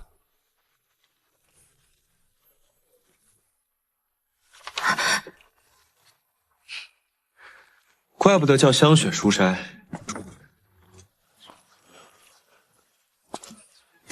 好你个杀千道的安杂泼财，没钱也敢来逛老娘的门儿！你个爱妾，今天非给你算清楚不可！翻墙进来的，1分银子不花，倒把我姑娘房里的点心吃了2个，当我是个聋子听不见你们叫唤？还是说你觉着老娘开的这是善堂？姐姐清醒，清醒哥哥，下回不敢了，再不敢了！哎，要不要这你呢？这不那赶车的马夫张七吗？这厮竟还有这等胆色！滚！再叫老娘瞧见你来，仔细叫人打断了你的腿！哟，柳妈妈好大的威风啊！一个送信的后生也值得这般大呼小叫，不知道的还以为你是哪个衙门里的女捕快呢。我当是谁呢？原来是白大家，怎的？昨儿个又没有恩客临门，大白天趴在窗户上招揽生意。柳妈妈方才那一通骂，嗓子都哑了吧？要不要上来喝喝茶，润润喉？老娘用不着喝你的茶，老娘这里有奶，你要不要下来喝上2口？柳妈妈好福气，您多能耐啊！一把年纪了还能生能养的，就是不知道您那3个孩子到底是跟谁生的，怎的一个人一个模样？放你娘的狗臭屁！白莲花，你污蔑老娘的名声，老娘跟你没完！您一个开窑子的，哪还有什么名声啊？先把门口歪了的砖头扶正再说吧。你这个天杀的，我跟你没完！柳妈妈息怒啊，咱们回去说，回去说。道长，你也来过？到底是娱乐活动匮乏了啊！看什么看？没见过女人啊！回去看你妈去，老娘有的你妈也有。哟，这位道爷，要不要进来耍耍？贫道没钱。怎的又是一个穷鬼？这一大早的真是晦气。这位公子若只是想寻些乐子耍耍，不妨上楼来坐坐。公子莫要多心，公子若是不嫌弃，上楼喝茶听曲，便是不花银子，奴家也乐意招待的。公子要是觉得这耍的舒心了，小住几日也是无妨。待要走的时候，奴家这儿还有些盘缠，一并奉上。贱骨头就是不一样，见着好看的就走不动道，上赶着送钱送人。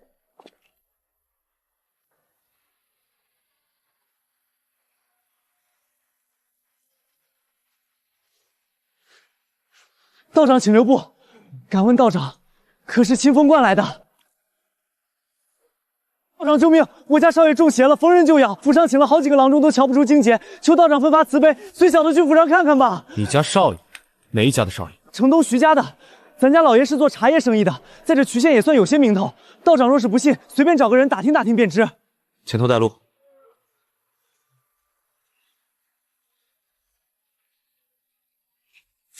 在动手之前，有些事情还是须得先问上一问。2个问题：你们是谁？又为什么要盯上我？你倒的确有几分小聪明，我也想让你做个明白鬼啊。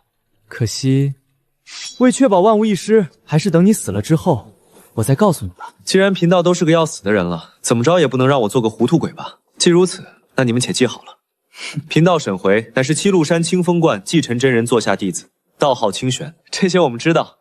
放心吧，烧纸的时候不会叫错名字的。我不是怕你们烧错了纸，我说这些只是想让你们知道，自己要死在谁的手里。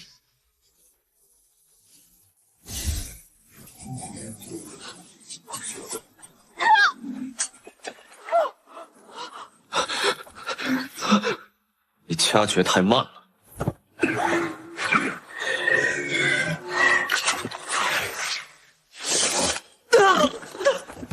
一身本事稀松平常，也敢来找我的麻烦。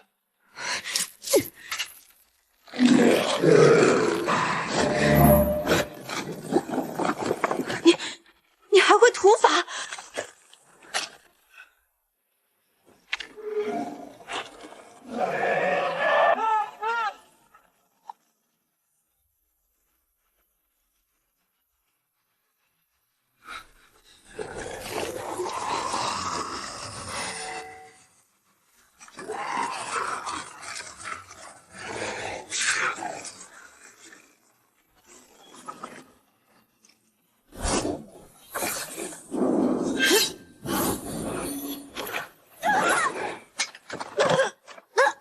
前你来的人难道没告诉你，不要靠我太近？这2人路数英俊诡异，是谁派来的？岐山道场们见了师傅都绕道走，断不敢来寻仇。阴魂宗向来用魂幡，且远在海外，也对不上。师傅，何事？方才徒儿在巷中遇袭，被2人前后夹击。那2人一人用骨头法器，一人驱使骷髅。徒儿已将他们料理了。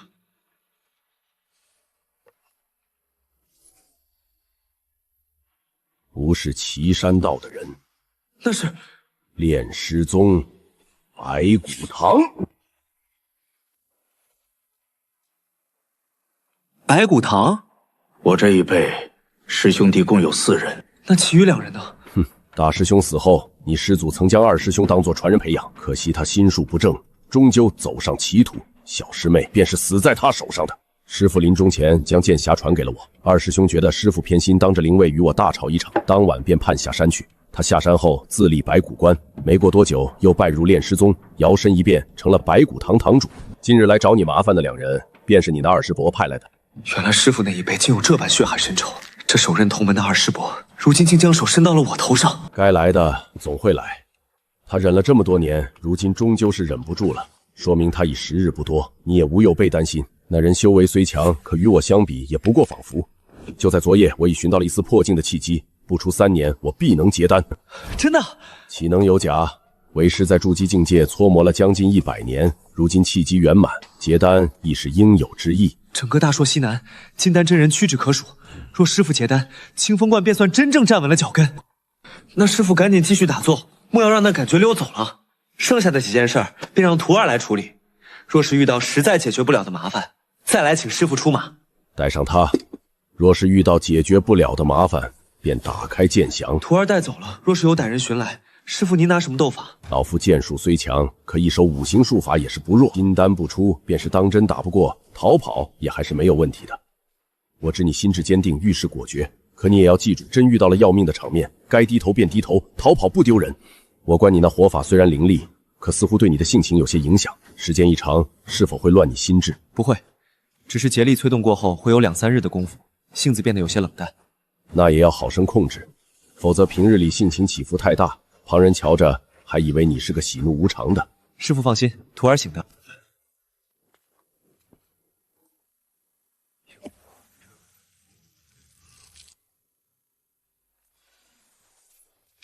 师傅，您瞧瞧这个，精铁打制，算不得什么好东西，只是经年累月用煞水温养，比寻常铁剑锋利些，底子还是凡铁。徒儿能用，权宜之计可用。待你以后下山游艺，攒些灵材，亲自动手炼制一柄剑器才是正途。自己练的剑，不是这等外物可比的。那徒儿便先拿这把剑用着。今日可是2月初4了。是2月初4，怎么了？你且收拾东西往张家村去吧，早去早回。现在？这老头笑得古怪，定是藏了什么算计。怎么这许多夷人？道长有所不知，这渠县多是华夷混居，咱们要去的张家村便是个混居的大村子。这些人都是往何处去的？道长您不知道，今天是2月初4啊。2月初4又如何？今天是社稷的日子，那些哀郎姨每到这一天都要祭拜山神，祈求风调雨顺。祭祀完了还有赛歌摔跤，热闹得很嘞。难怪师傅特意催我今日动身，原来是为了这社稷。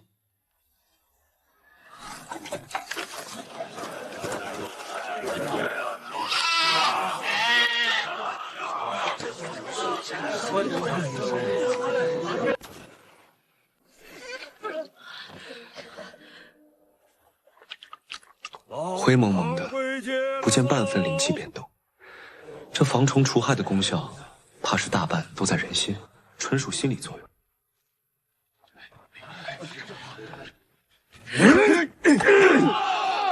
工作时间不能饮酒，这点职业操守我还是有的。张理正，贫道为王寡妇坟茔一事而来，还请行个方便。道长来的不巧，今日是社稷，村中州规矩，祭祀期间不谈外事，便在村中住上一晚。明日一早，小的亲自带您去。也罢，见识见识这异域风土人情，也算是一种修行。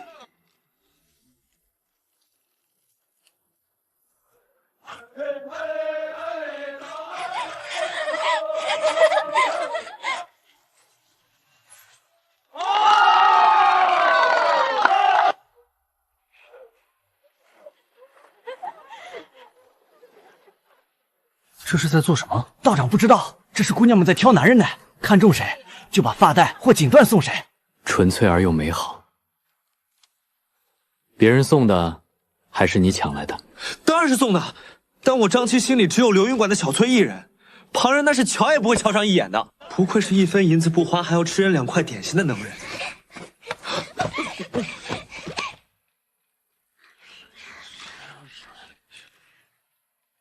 道长可有中意的？前些年也曾有一位道长与村中女子结缘，虽未诞下子嗣，却贫道是出家人，不近女色。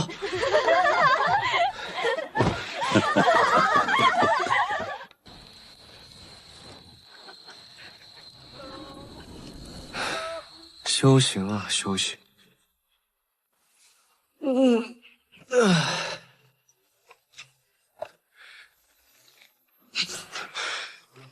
这法子提神醒脑，比肾宝管用。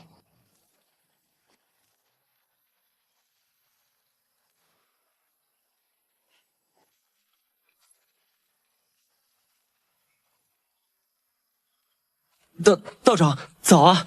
小的其实是被强迫的。这宜人女子性子烈，她非要你就给了。放心，贫道一心斩妖除魔，向来不管闲事。流云馆的小翠姑娘怕是还不知道，她的张七哥哥在这儿已经有了新相好。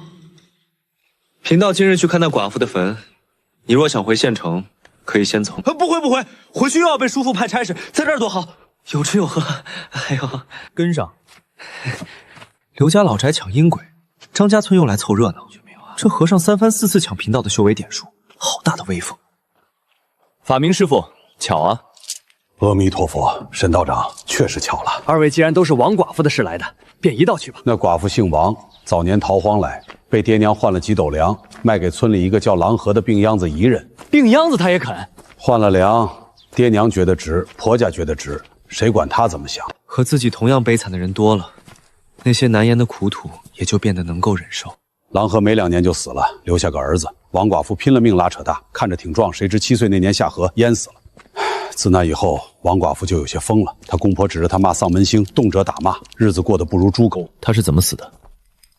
这说来话长，长话短说。那寡妇肚子慢慢大了起来，起初以为是吃观音土胀的，后来才发现是怀上了。进猪笼了，可不敢，那是犯王法的，是他公婆打死的。杀人也是犯王法的。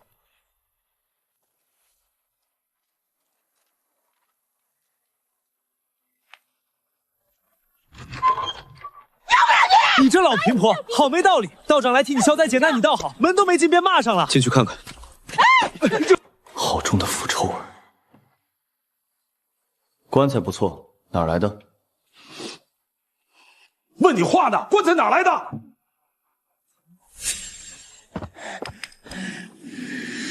妈呀！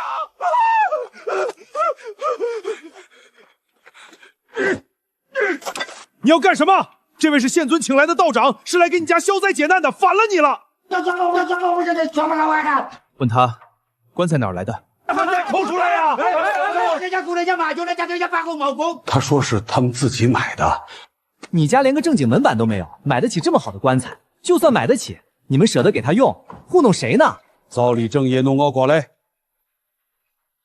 王老婆早多。道长，他说是个汉人送的，是不是个书生？某国鸡王，我记起来了。去年90月间，有个30来岁的书生在村里转悠，说是收皮子布帛的，好像姓李。你们就没试着处理过这东西？请过鬼主和端公，都说要烧，可那火怎么也点不着，刚碰到棺材就熄了。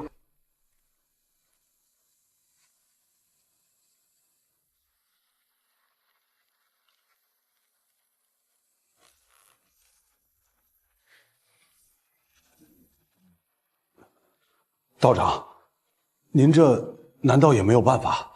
我要开棺。开棺？先把棺材抬到院子里去，去叫几个人来帮忙。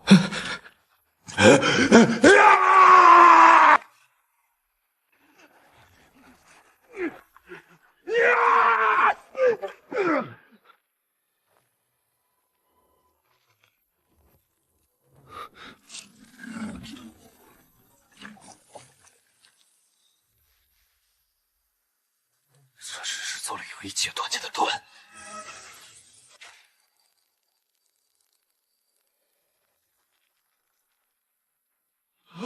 他死的时候，肚子就有这么大。不知道，知道信时人已经装棺了。没这么大，我亲眼见的。他公婆把他关在猪圈里，拿绳拴着脖子，跟猪一块住。那时肚子顶多像怀了5、6个月。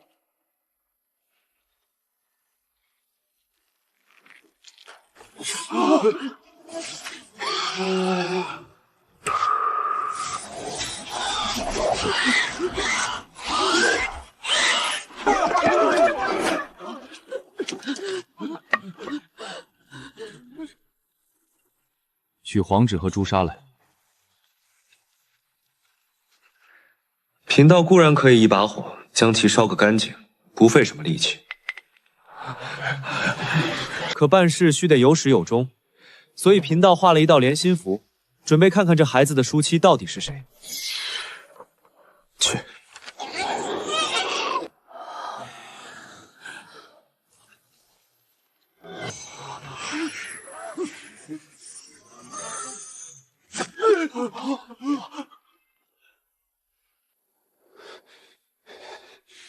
你个老畜生，丢尽了咱们村的脸！你让老子往后怎么见人？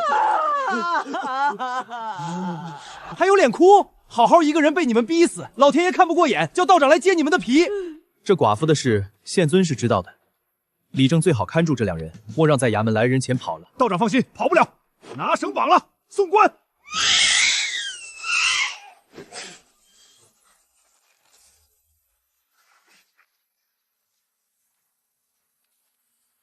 生前受尽苦楚，死后便不该再遭磨难了。尘缘已了，粉去残去，愿亡魂早得解脱。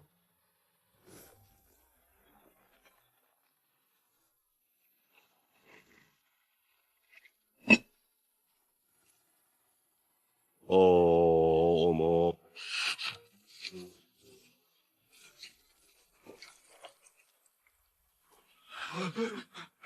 皱纹一成，看你如何遁形。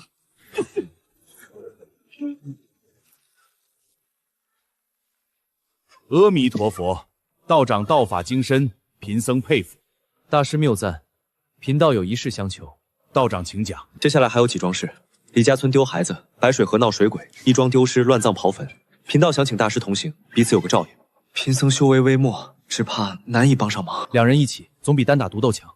有大师在后压阵，贫道动手也放心。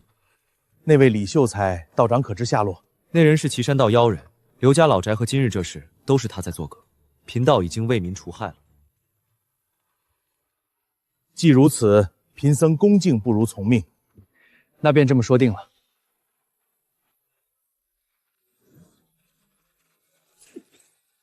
修为1604，除掉那红皮小鬼，才得了100多点，比起刘家老寨着实少了些，不过也抵得上10来天苦修了。大师是哪里人？怎会跑到渠县这大老远的地方来？贫僧是博南县万安寺的，寺中要修路，佛像也要重贴金箔，需得不少银钱。方丈便打发弟子们出来，各自寻些营生。贫僧不才，只会念几卷经，便想着来渠县碰碰运气。说白了就是捞钱来了。和尚道士都一样，庙观要修，人要吃饭。清风观那几间破店和掉漆的神像，师傅也该努努力了。道长，前头有个茶摊，要不要歇歇脚？下去坐坐。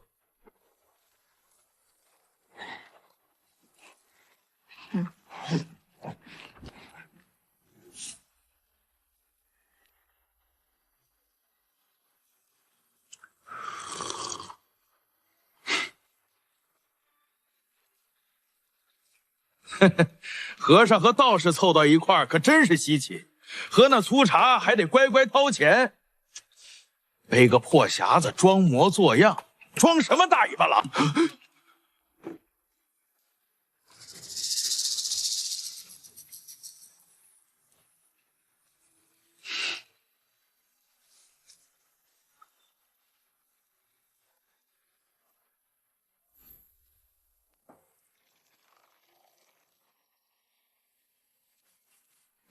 走了。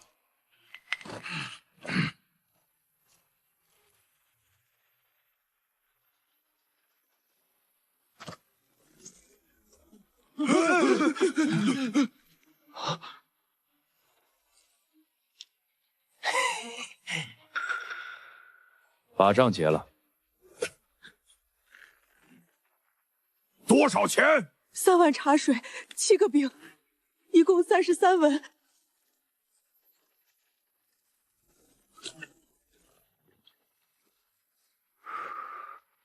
不替我们一并结了。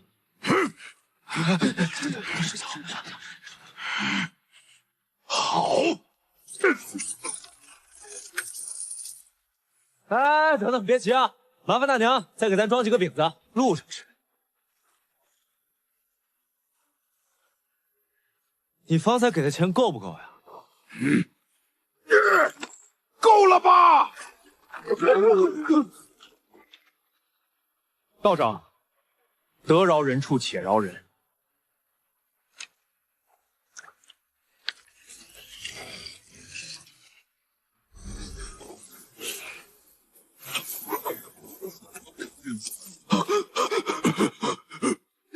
你干了什么？别担心，你们请我喝茶，贫道也投桃报李，送你们每人1张10路追偿符。3位日后倘若再吃白食，腹中便会饥饿难忍，口中发苦，直至服清饭前方可消解。当然，若是强行白食也不是不行，不过吃进去的东西会化作铁石，坠在腹中，叫你们肠穿肚烂。请吧。哎呦喂，道长，您可太损了！10路追偿符，您瞧那络腮胡子的脸色，跟吃了苍蝇似的。我们也走吧。徐家村丢了3个孩子，有人说在村里看见过一个黑影出没，可却没有一个人能说清楚，那黑影究竟是个什么东西。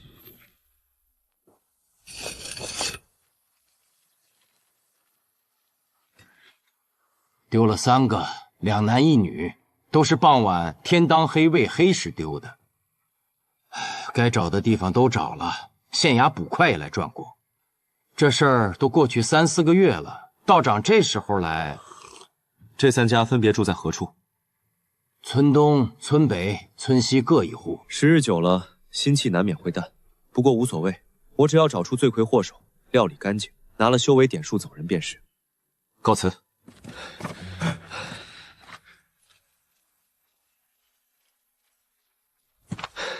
前2户都下地干活去了，铁锁把门，这怎么搞？去第3户。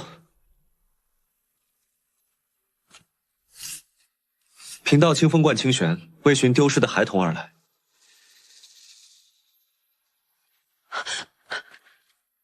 道长真是专门来查我儿阿福的。是。那天是10月28傍晚，阿福在家帮我选豆种，我在灶房煮饭，就一转头人就不见了。可有听见什么动静？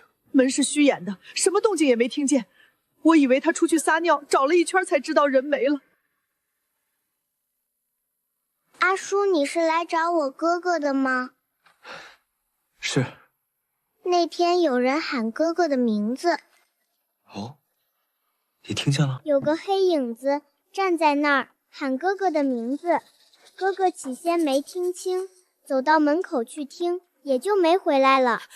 道长别听他胡说，那名字是我喊的，我喊阿福吃饭没人应，才又喊的他。黑影喊名字，这绝不是普通的拐子能做出的事。家中可有令儿的贴身之物？旧衣裳、梳过的篦子、掉落的头发都行。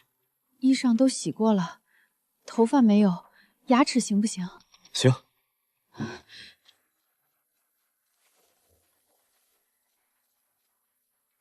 这是阿福换下来的最后一颗上牙。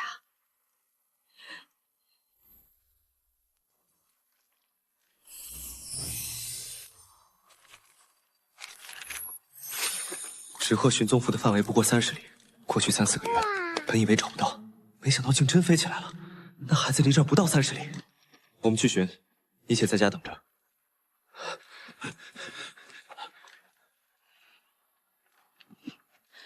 道长，我想跟去看看。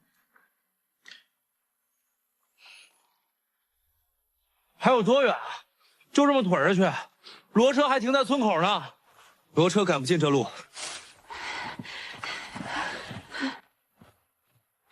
赵家娘子，不知还有多远？你没留信，天黑不好回，不如先回去。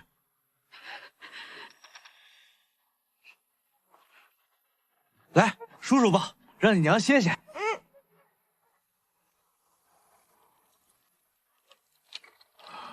阿弥陀佛。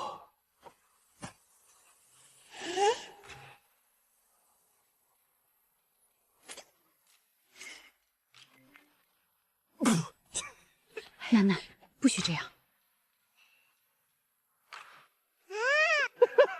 大师，你这脑袋比炊饼管用啊！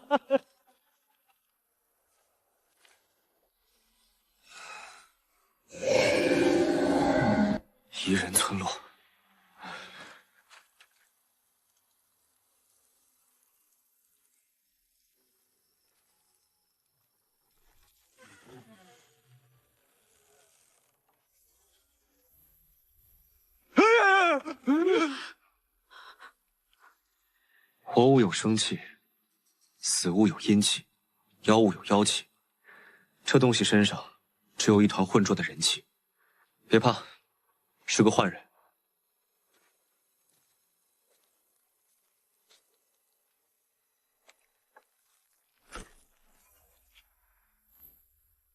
你们是什么人？闯我院子做什么？出去！说的什么玩意儿？张七，去把这的李振找来。道长，我该上哪儿找去啊？找最大最好的房子。哦。问你们话呢？为什么闯进我家里来？阿父！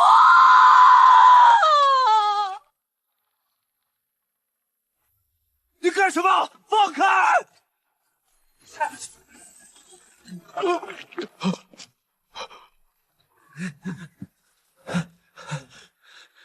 这位道长，天都黑了，有什么事儿不能明天说？这孩子哪儿来的？买的，我花真金白银买的，契书上写的清清楚楚，衙门还盖了戳的。道长，你大晚上跑来，二话不说问人孩子哪儿来的，总得给个说法吧？契书呢？拿出来看看。稍安勿躁，先把事情弄清楚。在事情弄清楚之前，谁都跑不了。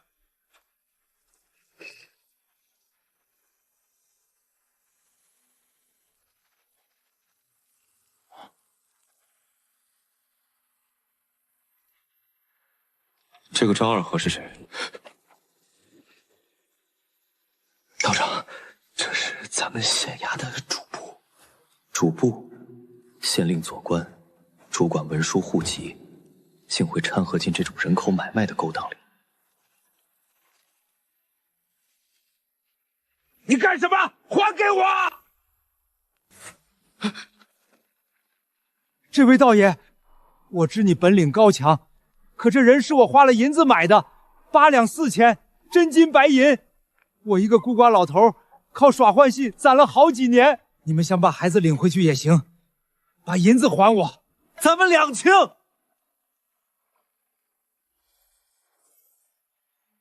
道长，不至于，真不至于。8两银子的事儿，您别冲动。沈道友，使不得几两银子的事儿，您要三思。不要了，银子我不要了，人你带走。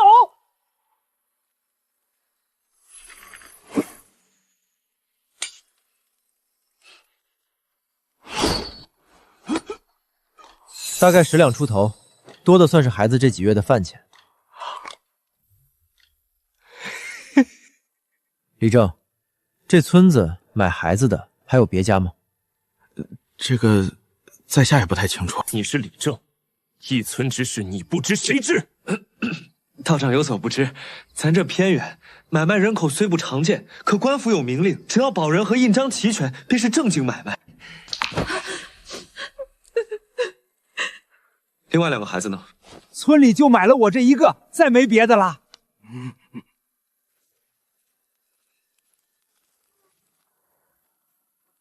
道长，您这是要连夜赶回去？此行并未斩杀妖鬼，正好走走夜路，看能否遇到个不开眼的孤魂野鬼，贡献些修为点值。可否借个灯笼？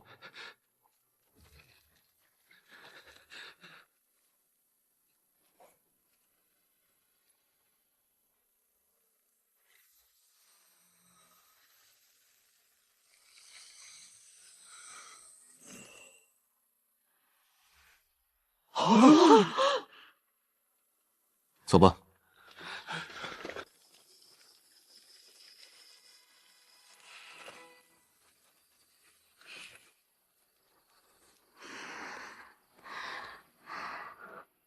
让他下来自己走。阿福，下来走走好不好？娘牵着你。哥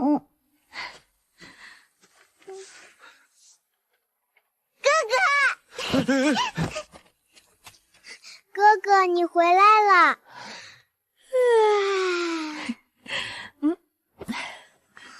哥哥回来了。刚才你们以为我要拔剑行凶？道长，您方才忽然掏了把剑出来，谁看不得害怕？贫僧确实以为道友动了杀心，出家人慈悲为怀，见不得杀生。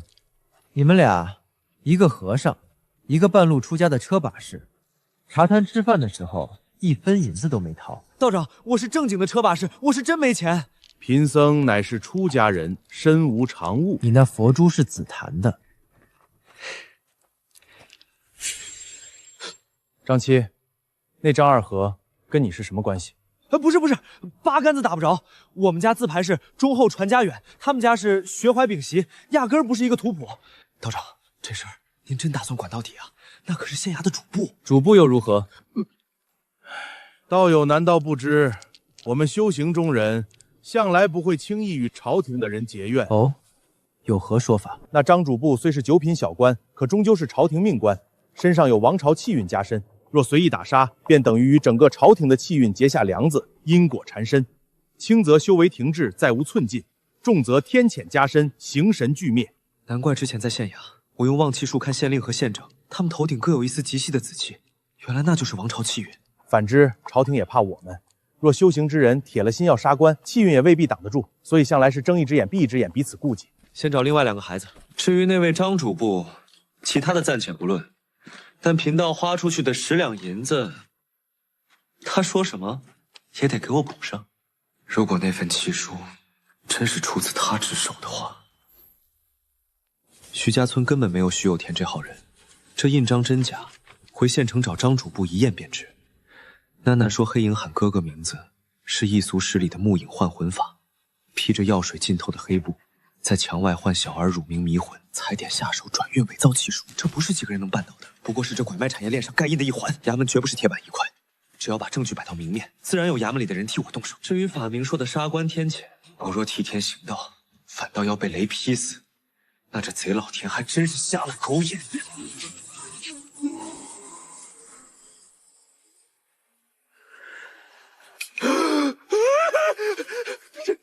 这是个什么玩意儿？寻常孤魂野鬼，连只活鸡都吓不死。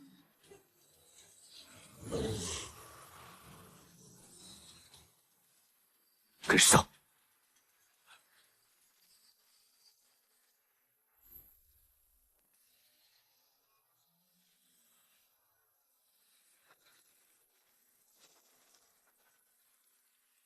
沟壁陡峭，水流到这儿便急，石头多，应该是失足摔死的。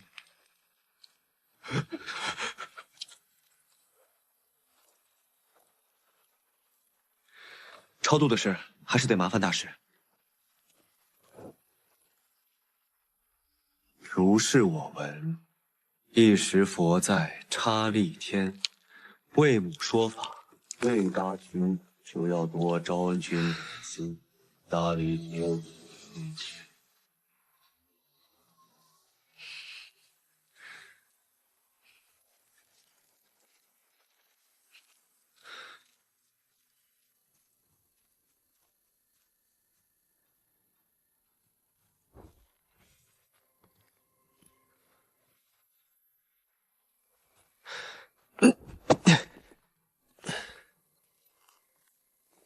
大师还有什么要做的吗？道长已经做得很妥了，入土为安，便是最大的慈悲。走吧。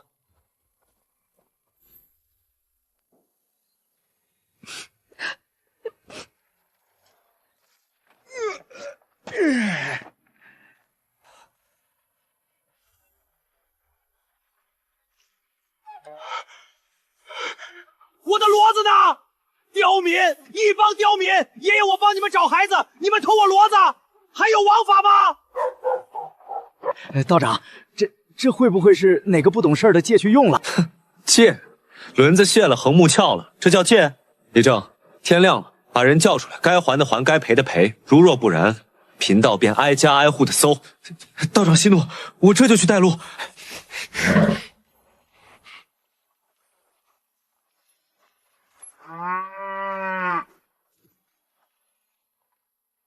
算是你家牛棚占我们骡子1晚的租钱，收着。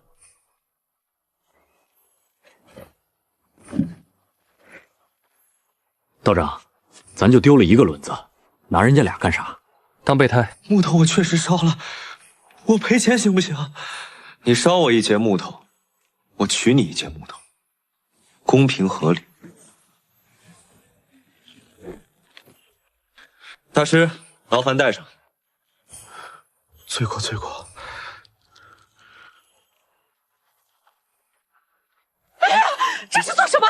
骡车上的窗幔不是也被你们扯走了吗？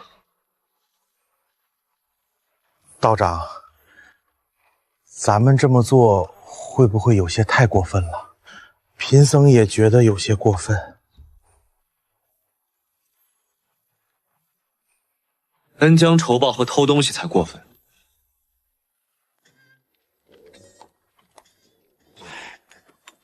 哎，都怪那帮刁民，车里的炊饼全给我搜刮干净了，连颗芝麻都没留，我真恨不得把他们骨灰都给扬了。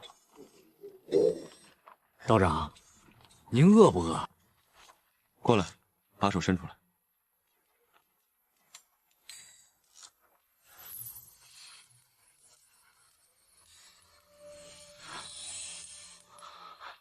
成了，闭眼吃下去。吃啥？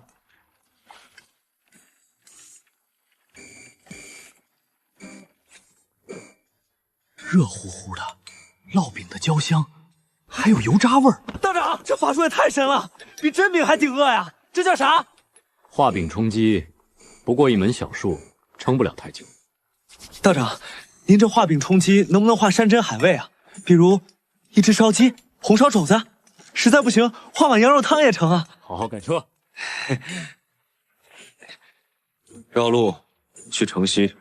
去城西干啥？那边除了乱葬岗就是义庄，咱不回县衙了。就去城西看看义庄，顺便再看看那乱葬岗。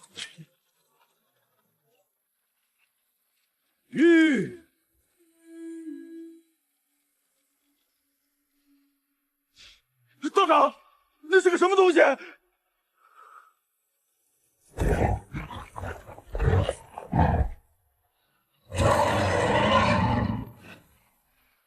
形似犬，吻短，目白瞳赤，这是地煞与湿气交念而生的妖物地牢。光吃腐肉可不会有这等赤色凶光，这畜生吃过活人。此乃地狼，不仅刨尸，还吃活人。看来今日咱们又得为民除害了。为民除害自无不可，只是道友的意思是，这畜生昼伏夜出，最是机警，若直接靠近，他必定打洞逃走，所以还需大师助我一臂之力。怎么办？当一回尸体。道友，贫僧是个出家人，我知道，正因出家人慈悲为怀，我才请大师出手。瘴气施主，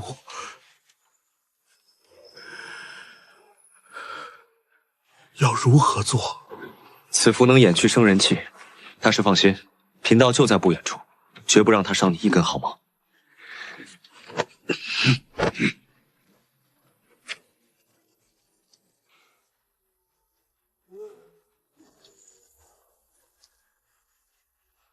嘴不要动，哪有死人还在念经的？大师福泽深厚，必定能撑到贫道出手。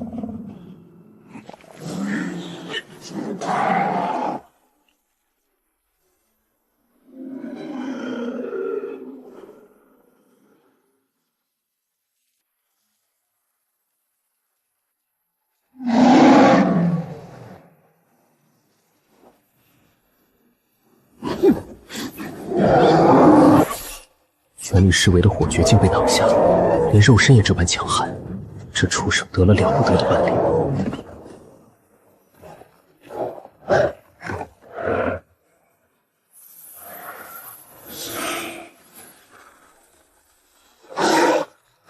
这声音不对劲，带着摄人心魄的力量。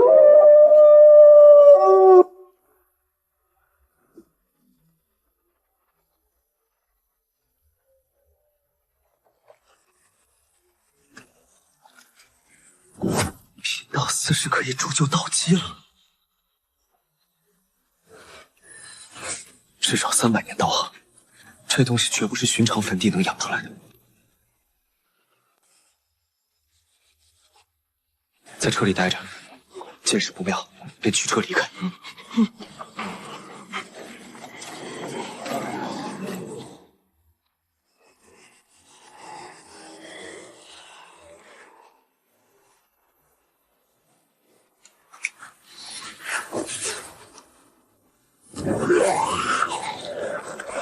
修为点数跳，不多，但好在数量够足。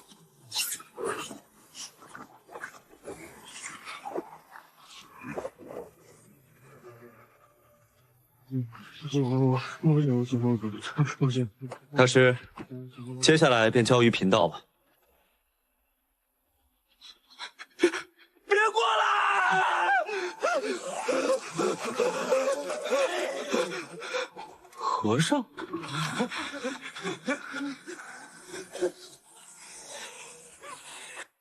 和尚，是我。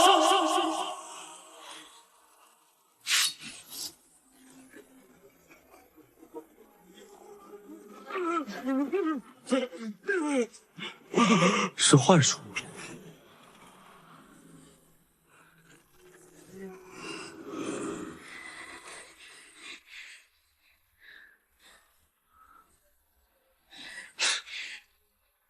还真是美不胜收，可惜心灯一转，我见万般皮囊皆白骨，色欲于我如浮云。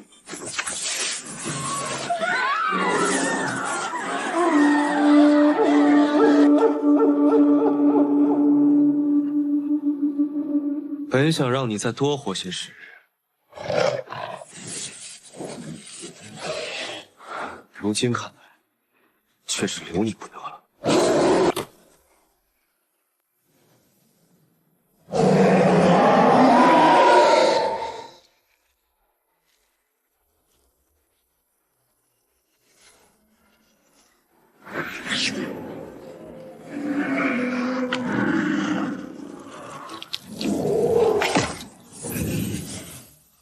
望气术竟如泥牛入海，刺人周身的杀气浓得像一座山。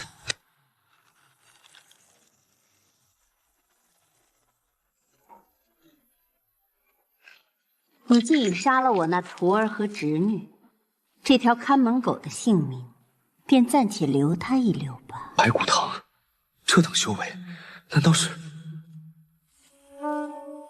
弟子沈回，见过二师伯。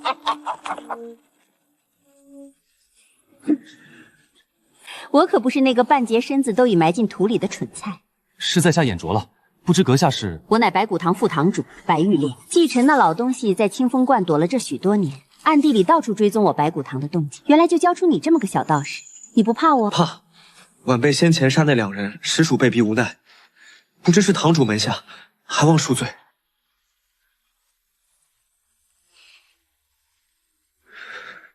若我不恕呢？传出去，旁人定要说我教徒弟不如你师傅。堂主大可不必担忧，晚辈既然能是那继承老道的徒弟，自然也能成。你想改换门庭？晚辈那师门穷得叮当响，我日日烧火做饭、挑水劈柴，下山除妖老道还躲在驿馆偷懒，全靠支持我动手，实在是苦不堪言。我那白骨岭上人也不多，你去了怕是也一样。侍奉糟老头子和侍奉堂主您，这便是最大的不同。且晚辈天资极好，寻常法术一练就会。你那火法确实凌厉，不过这都是你为了活命找的借口，我如何能信？识时务者为俊杰，只要堂主肯收录门下，晚辈愿奉上投名状。那万安寺的秃驴，晚辈现在便去杀了他，以明心迹。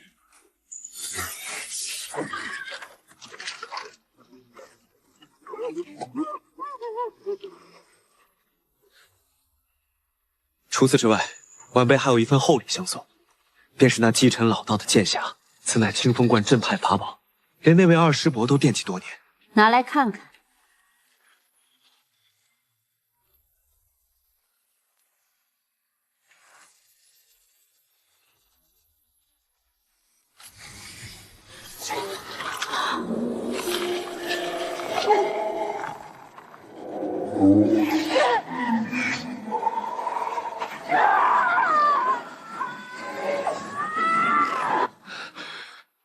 好进灵气灌入剑下，孤注一掷；好在强敌已然受手，不枉我假意逢迎。等等，怎么没有尸体倒地的声音？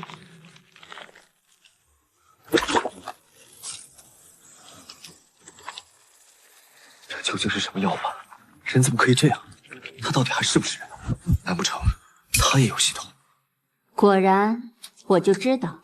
不过说实在的，我方才确实有那么一瞬，以为你是真心想要改换门庭，入我门下呢。现在倒是真心想入了，不过大概已经晚了。你这后生倒是有趣。倘若今日来的是纪远那条老狗，方才怕是真的要着了你的道，身死道消。哦，你很厉害。白骨堂原本叫炼骨堂，只因为有我才改名叫做白骨堂。听上去的确很厉害，可究竟是你修习了这种道法才如此厉害，还是筑基修士都这般厉害？自然是因为我厉害。要知道，被我剥皮拆骨的筑基修士可不在少数。哦，应聘绝无胜算，必须再找破绽。3000多点修为，对到炼气后期也打不过筑基，活法大成点数不够。等等，尸解轮盘什么时候多出来的？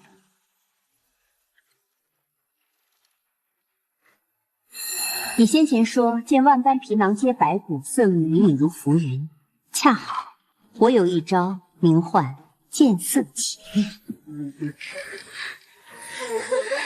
心灯一亮，诛邪不侵。那便再试剑骨生俊。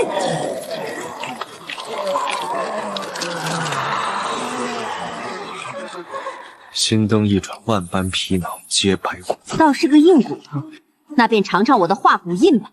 这身皮囊不错，待我剥下来，定妥善保管。该死，为什么不能跳过？堂主且慢，我鬼迷心窍，求您再给次机会。哦，又玩什么把戏？我天资出众，愿当您最忠心的走狗。若继承老道最得意的弟子转投您门下，岂不比10个徒子更能证明您的本事？说的有理，不过今日你依旧难逃一死。白堂主，我还有最后一样透明种，请您过。什么东西？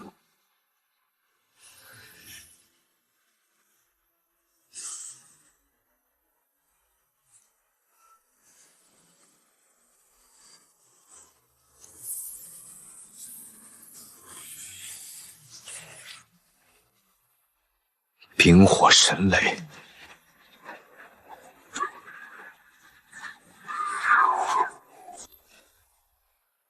冰火神雷。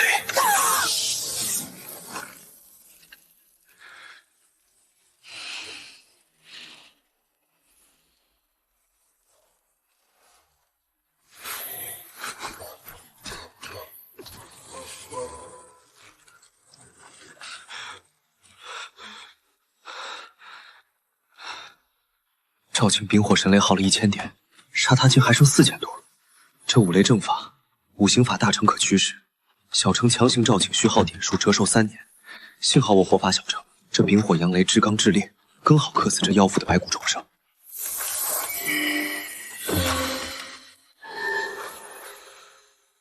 凝尸炼剑。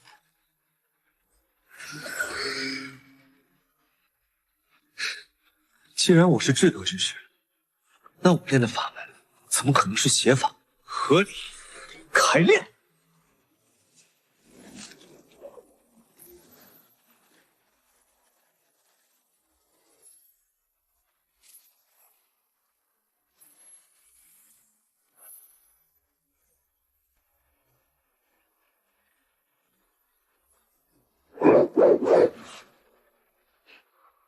没有剑鞘，先收进翡翠葫芦。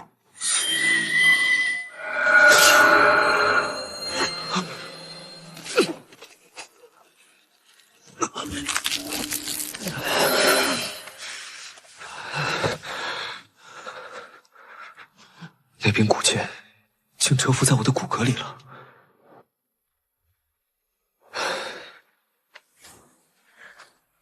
向来都是你将别人扒皮拆骨，今日却不想也轮到自己了。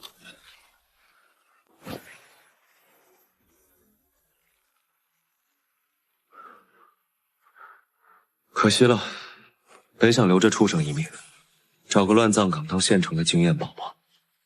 不过今日能活命已是万幸。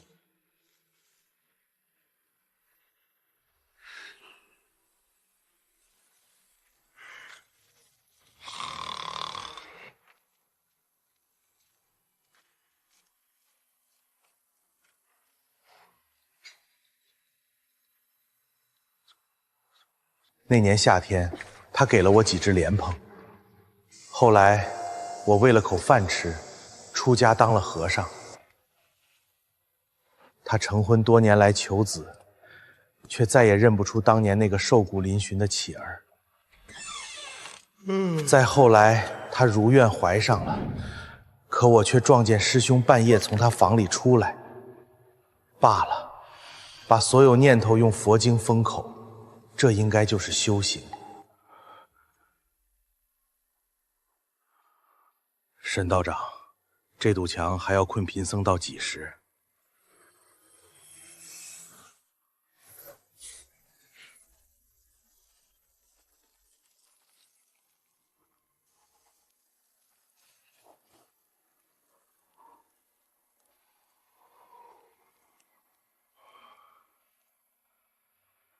阿弥陀佛，道长辛苦。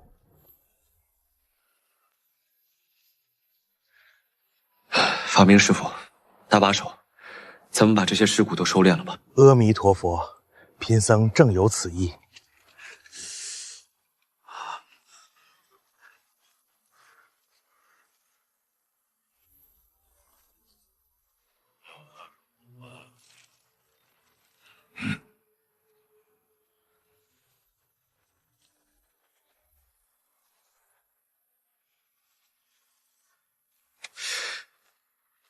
故无名氏之墓，莱茵河畔九洞2单元304。道长，这啥意思啊？一种寄托。莱茵河畔，莱茵河畔，我穿越前那黑心老板的高档小区，压榨我那么久，拿他的地址给这些苦命人许个投生好房子的愿，也算解我心头之恨。况且，这些礁尸好歹给我贡献了不少修为点数，我沈回从不过河拆桥。阴气散了，看来地狼和白玉莲一死，此地便失了根源。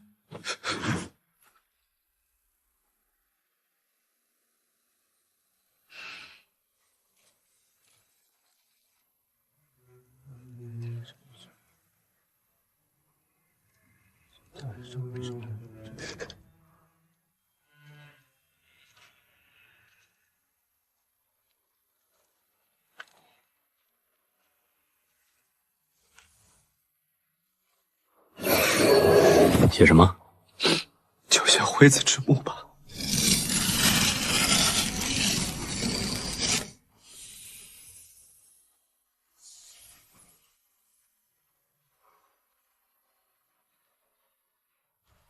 道长，要不你也给辉子刻个那什么寄托，就是那个莱茵河畔。辉子跟了我这么多年，没享过福，下辈子最好让他别做牲口了。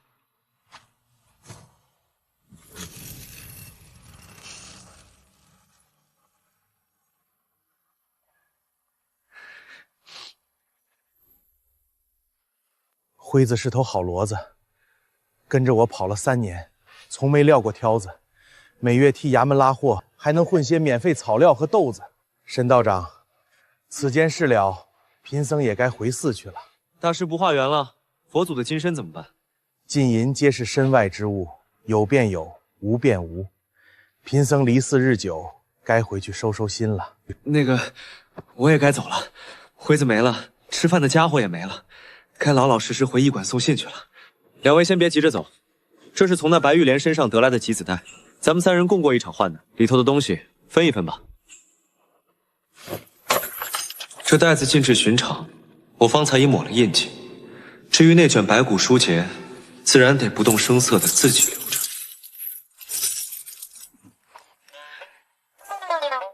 分量不对，金包铜的货色。沈道长若是不介意，这些首饰便都给贫僧吧。做工精美，容了可惜。寺里贴金的匠人认得这个，拿去换些金箔，比融出来的金子还抵钱些。这些是给你的。给我的？我就是个赶车的。你跟了我们这些日子，跑前跑后出了不少力，骡子也没了，算补偿。拿着吧，回去给爹娘置办些东西，剩下的存起来，别大手大脚。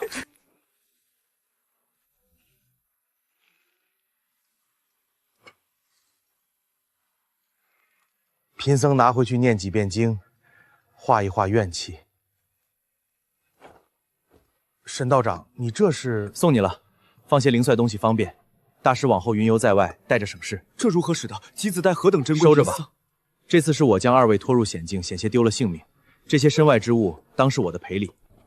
阿弥陀佛，沈道长，这些日子愁忙关照，贫僧感激不尽。大师一路保重。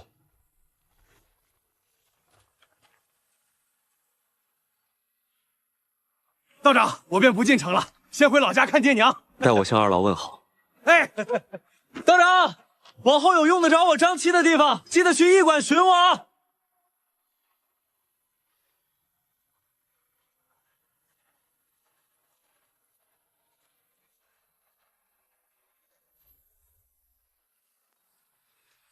先回县衙查清那卖身契的来路，再研读白骨书简。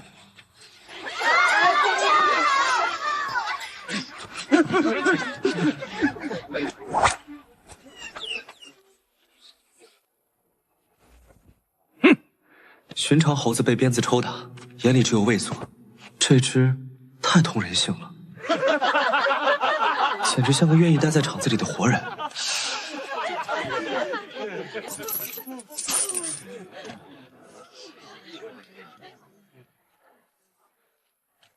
忘记说，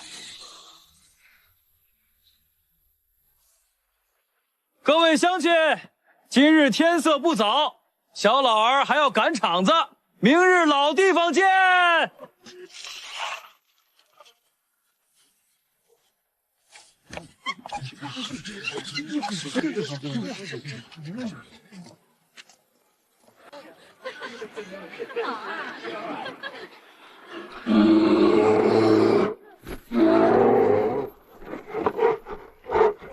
多谢。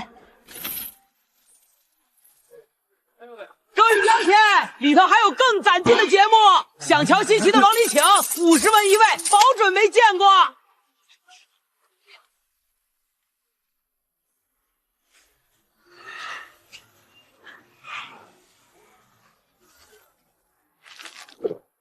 采生折割，剜眼拔舌，折断手足，甚至剥下活熊仙狗的皮，趁热缝在孩童身上。采生折割，把好端端的人变成怪物敛财，大硕律例凌迟的死罪，竟敢在街面上明晃晃的摆。老张，有花生没？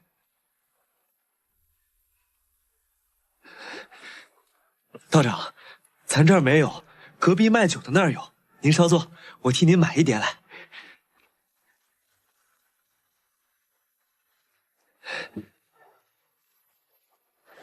道长，找您的钱，您点点，一共92文。哎呦，多谢道长，道长慈悲。这些人在街面上弄这个，朝廷的人也不管管。管什么？采生折割，不是犯王法的吗？您是外乡来的吧？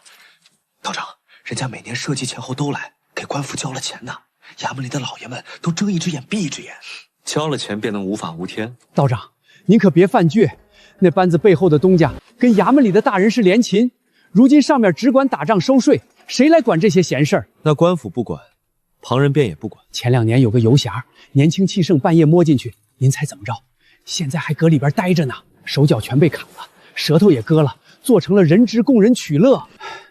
道长别往心里去，这些人赚丧天良的钱，早晚遭报应。报应这东西，从来不是天上掉下来的。我出去一趟，这花生米和茶水先别收。道长，您这是干啥去？啥时候回来？我去看看，这些人的报应怎么还不来？外乡人不知道深浅啊。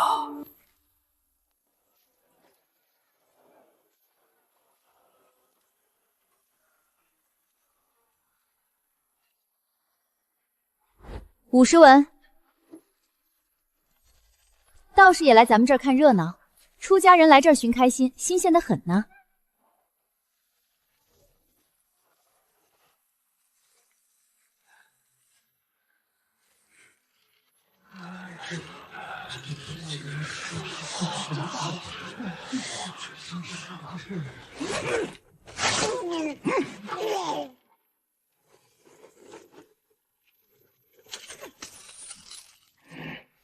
每掀开一道帘子，便是一种新的地狱。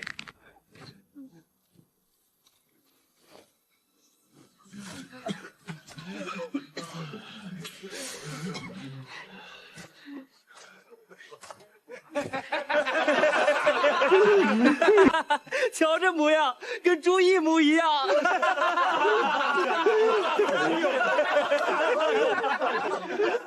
诸位瞧瞧，正儿八经的半灵天童，拨出他体内的半灵灵本源，吃了能益寿延寿。您再瞧这脚，顶金贵的东西，这可是源源不断的灵力本源。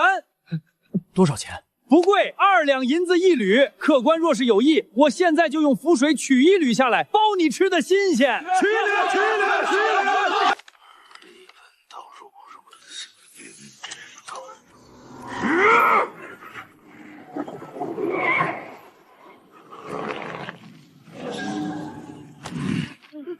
我来一个，我来一个！官府不管，天道不问，那这公道哪来讨？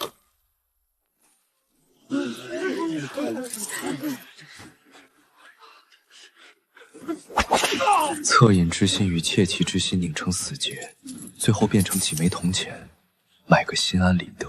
他们曾经是人，现在却成了听得懂人话的牲口。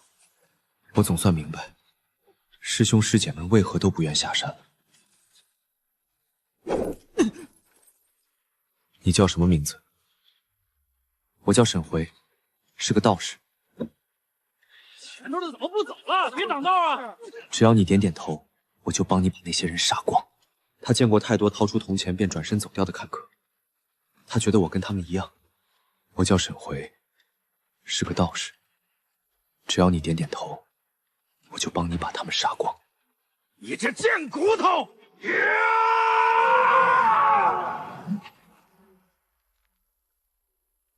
只要点一点头，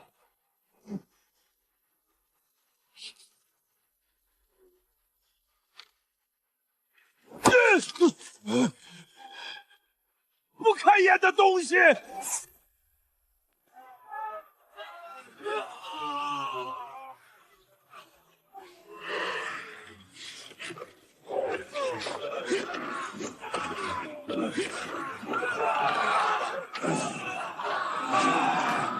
这便是你要的世道。他不是班子里的。左右不过一丘之貉，皆是该死的货色。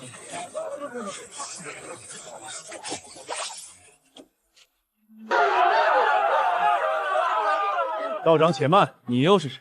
在下姓方，单名一个燕字，是这班子的东家。哦，原来是恶手。只是这场子里人多眼杂，道长若有什么指教，不妨借一步说话。不借。方某走南闯北20余，见过的人多半不爱管闲事。像道长这样既有真本事又爱管闲事，倒真是头一回。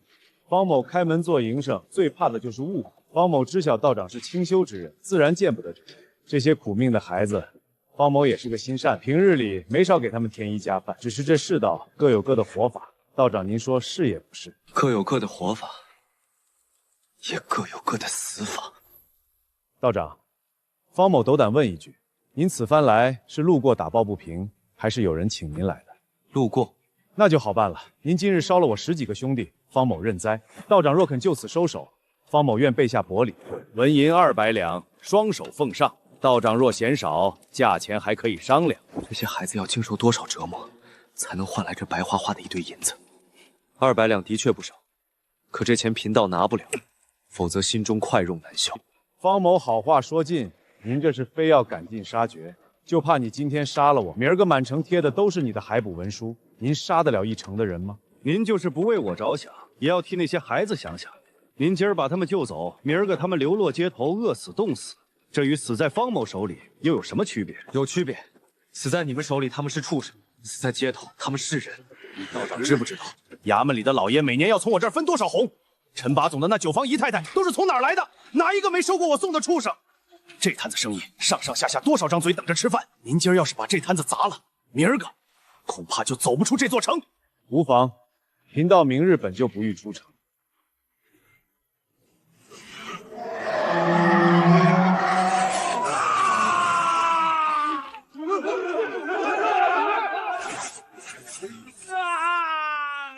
个人有个人的死法，你应该被千刀万剐，而不是被烧死。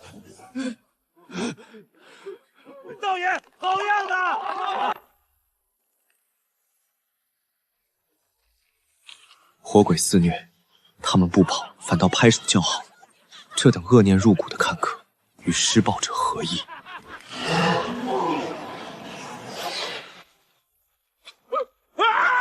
着火了，走水了！恶念入骨，视人命如草芥。若敢再留在此处，休怪贫道无情。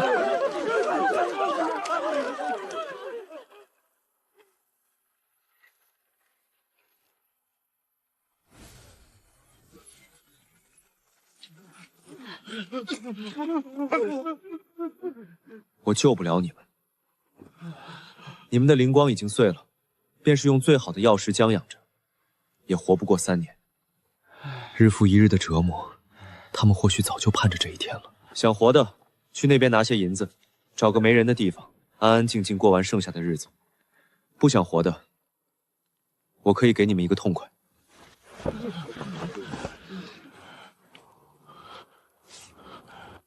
好，睡吧，散去这一身邪气，你还是人。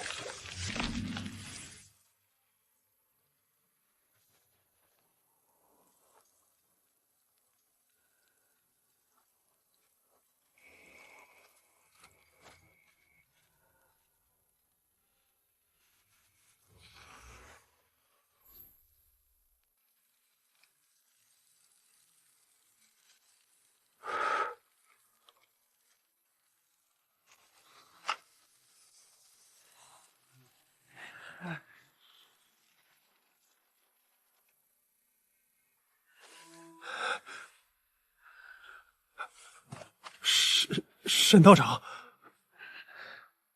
那边散落的银子捡些出来，全当那些孩子的伙食费。是，下官明白。徐家村失踪的那3个孩子，大概就是方燕这伙人管走的，你看着办。采生折割，按大硕律当凌迟处死。如果有人敢保他，贫道就杀到没人保为止。方才这一通杀下来，修为点数拢共只涨了31点。杀一个普通人，跟往蚂蚁窝里浇开水差不了多样。不过火法竟凭空涨了5000多进步，直接逼近大成。杀的是该杀之人，心境与道法之间有了印证，倒也两全。跟着贫道干什么？你是个好人。我不是。他们告诉我你是好人。他们都没有舌头，不会说话。你说谎。他们对你挺好。他们都是靠吸我的灵力活下来的。没有星卓雕骑，这竟是个正经采炼日月修行的妖修。难怪那些被砍了手脚的孩子能活下来那么多。方燕那帮畜生，竟是用这小妖的血肉来吊着他们的命。桃枝生机，灵光破碎，皆是因此。可一只几乎完全化形的妖物，怎么会沦落到被几个凡人地痞当货物叫卖？你叫什么名字？为什么会被抓住？就是在山里吃着草，然后就被捉住了。吃草之前呢，在干什么？就是在山里跑啊，跳啊。饿了？我也不知道，他有时候就是会想。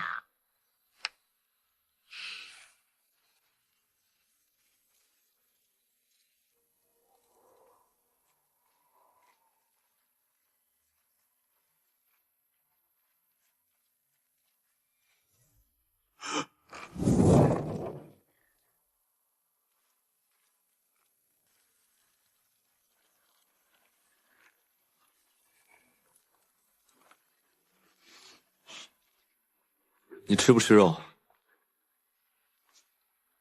一碗馄饨。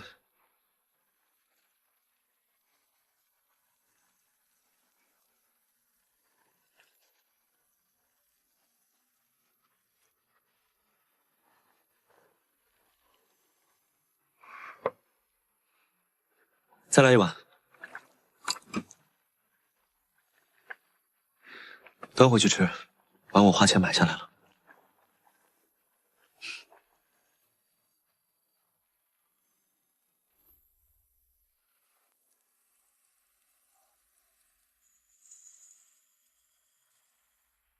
师傅，乱葬岗上，弟子遇白骨堂白玉莲借师傅剑侠之威，将其一剑斩杀。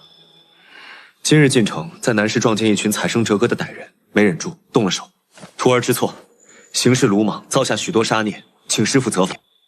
你犯了哪条门规？恃强凌弱，滥杀无辜，可有是非不分？又贪没了多少钱财？我妄造杀孽，滥杀无辜。既然不是无辜，那便不叫滥杀。只要心怀慈悲，当杀便杀。道门戒律，为的是降服杀心，杀心一起，便离道日远。师傅，弟子心有不解。说，您说心怀慈悲，杀该杀之人便无妨。可弟子在城中杀人时，心里头翻涌的究竟是慈悲还是嗔怒？弟子分不清。这世间有一种修行人，以诸恶为名，频开杀技，口口声声替天行道，可剖开他的心瞧瞧，里头装的未必是慈悲，更多是嗔恨与狂妄。火焰飞出时那一闪而过的痛快，究竟是替孩子出气，还是发泄我胸中的闷气？可你我都是人，是人就有七情六欲，看见恶事心生愤怒，这是人之常情，不是罪过。心魔来了，你降服他；憎恨起了，你化解。只要守住慈悲，你做下的事，难道全由天道来评判吗？哼！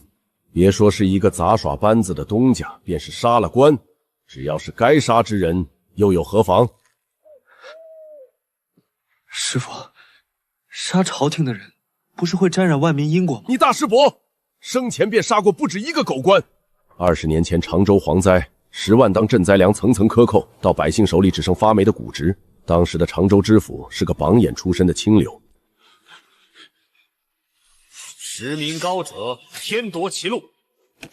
今日贫道代民惩戒，愿他此后莫再行害民之事。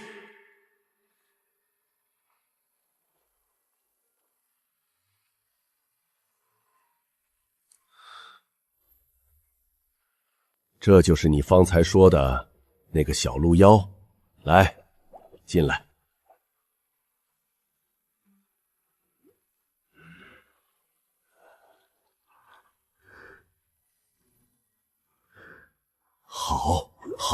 好，小娃娃，你叫什么名字？那你是从哪里来的？山里有很多树、很多草的地方。那你爹娘呢？老头这眼神，跟当初在破妖里问我要不要上山时，简直一模一样。小娃娃，你可愿拜贫道为师，奉道修行？师傅，我不是您的关门弟子吗？哪有只关不开的门？门关了就是为了开的，关了又开，开了又关，那才叫门。若是一关就再不开，那是堵墙。小娃娃，你可愿意做我徒弟的好处可多得很呐。愿拜就拜，不愿也无妨。我们道观关在七鹿山，山中草木茂盛，你若想去，便是待在那里什么都不做，横竖你吃草也能活。你小子怎么说话呢？什么叫吃草也能活？拜我为师，修道长生，难道不比在山中吃草好上千倍万倍？师傅您别生气，他连馄饨都是头一回吃，哪里懂什么逐道长生。等他长大了，自己想做您徒弟了，再拜也不晚。不管多好的道统，若不是自己真心想求，也不过是另一副枷锁。与其急着把他拽进道门，不如让他先当几年山间的小路，把被人夺走的自在日子补回来。也罢，不过既然要在七鹿山住下，总得有个名字。你捡回来的，你说。师父且吧，我取名不行，就叫静欢吧。既已脱离了苦海，往后便要欢欢喜喜的。镜子呗，那是我师姐们的牌子。老头嘴上不说，这分明是直接把道号都给取好了。听到了？师傅给你起了名字叫静欢，你以后俗家姓陆，就叫陆欢。记好了，若有人问你，便说你叫陆欢。知道了。有人问我，我就说自己叫陆欢。别急，别急，手往前面握。沈道长，您起来了，快请坐。备了些粗茶淡饭，您将就着用些。见过沈道长。绝口不提昨夜南市天上的火鬼，这帮人倒是墨迹。道长，昨夜连夜提审了方燕，那苏起先嘴硬，刑具上了一轮，便什么都招了。典使赵良才教义刘安以查实与方燕勾连，收银子打点遮掩，人已全部拿下，正查验账册。这流程怕是不太合朝廷规矩，不过渠县天高皇帝远，这套程序不走也罢。道长放心，本官亲自盯着，绝不姑息。这主簿另有人去查，最迟3、2日便有结果。不知那主犯何时凌迟？我还没见过凌迟呢。回道长已经派人去请匠人了，您若想看，今日蜀午之前便可将那畜生剐了。只是我们这儿的匠人剐不干净，能剐多少剐多少，只是要尽快安排，否则那方燕便要被肚子里的活鬼给烧死。是，下官这就去办。花了1块碎银从后厨顺来的老母鸡，正好用来练练手。有吃有喝，跟着我做。我没有跟着你，我只是恰好也要来这里。嘿，跟着我可以。待会儿不管你看到什么，回去之后都不许跟别人说。答应了，你便跟着。陀螺术，这邪修手段倒是利落。化骨教印，对付凡人尚可，对上真修，怕是连护体灵光都破不开。若是能学到白玉莲那肉白骨的幻术才好。这小丫头见我把活鸡化成白水，轻一点不怕，也不多问。跟上。连进几家成衣铺都没有小孩衣裳，掌柜们看我的眼神，活像看个人贩子，还是这巷子里的裁缝铺利索。道长眼光真好，这观音袄穿在这小姑娘上，倒像是量身定做的一般。这妇人的嘴跟前世那些喊帅哥的导购一样，当不得真。53刻，东市行刑，凌迟恶徒，父老乡亲速来观刑。听说是南市杂耍班子的东家，昨夜南市那场大火，原来是他。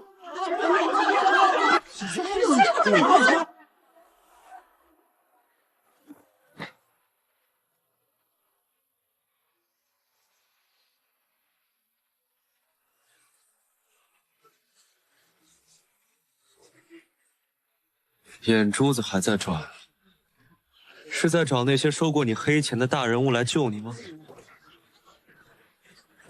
看不见也好，这种千刀万剐的热闹，大人看了都要做噩梦，本就不该让他看。杀！别怕，我刀快。不是你有多硬气，而是你肚子里的火鬼还在烧着，那种脏腑深处的灼痛。早就盖过了凌迟的刀锋。散！这个人到底犯了什么恶？把人儿女砍人手脚，把人当畜生卖。我认得这些面孔。昨天在杂耍班子外，我烧杀看守时，也是这些人拍手叫好。昨天他们愿意掏铜板看那些变态杂耍，今天他们又挤在这里，看着畜生被一刀刀剐死。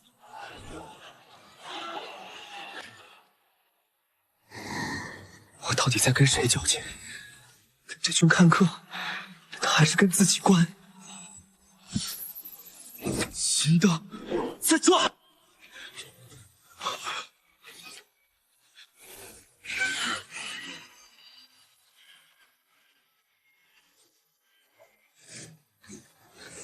杀鬼，反噬！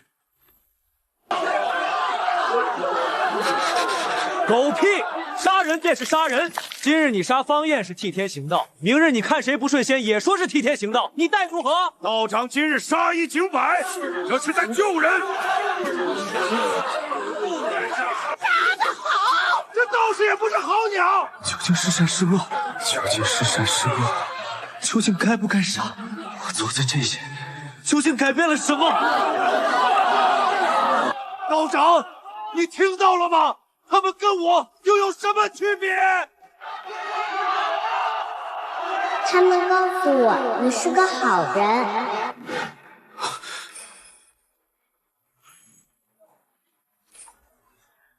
水只是水，混沌无形，遇方则方，遇圆则圆。我不该去评判水的本性，而是去捏那只瓢。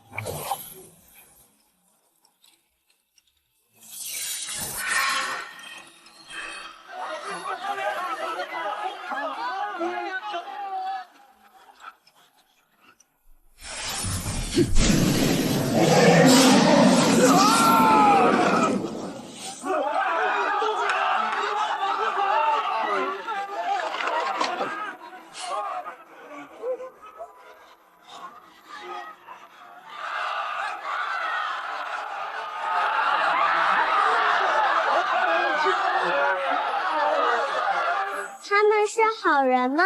不是。那他们是坏人吗？算不上。那他们是什么人？凡人。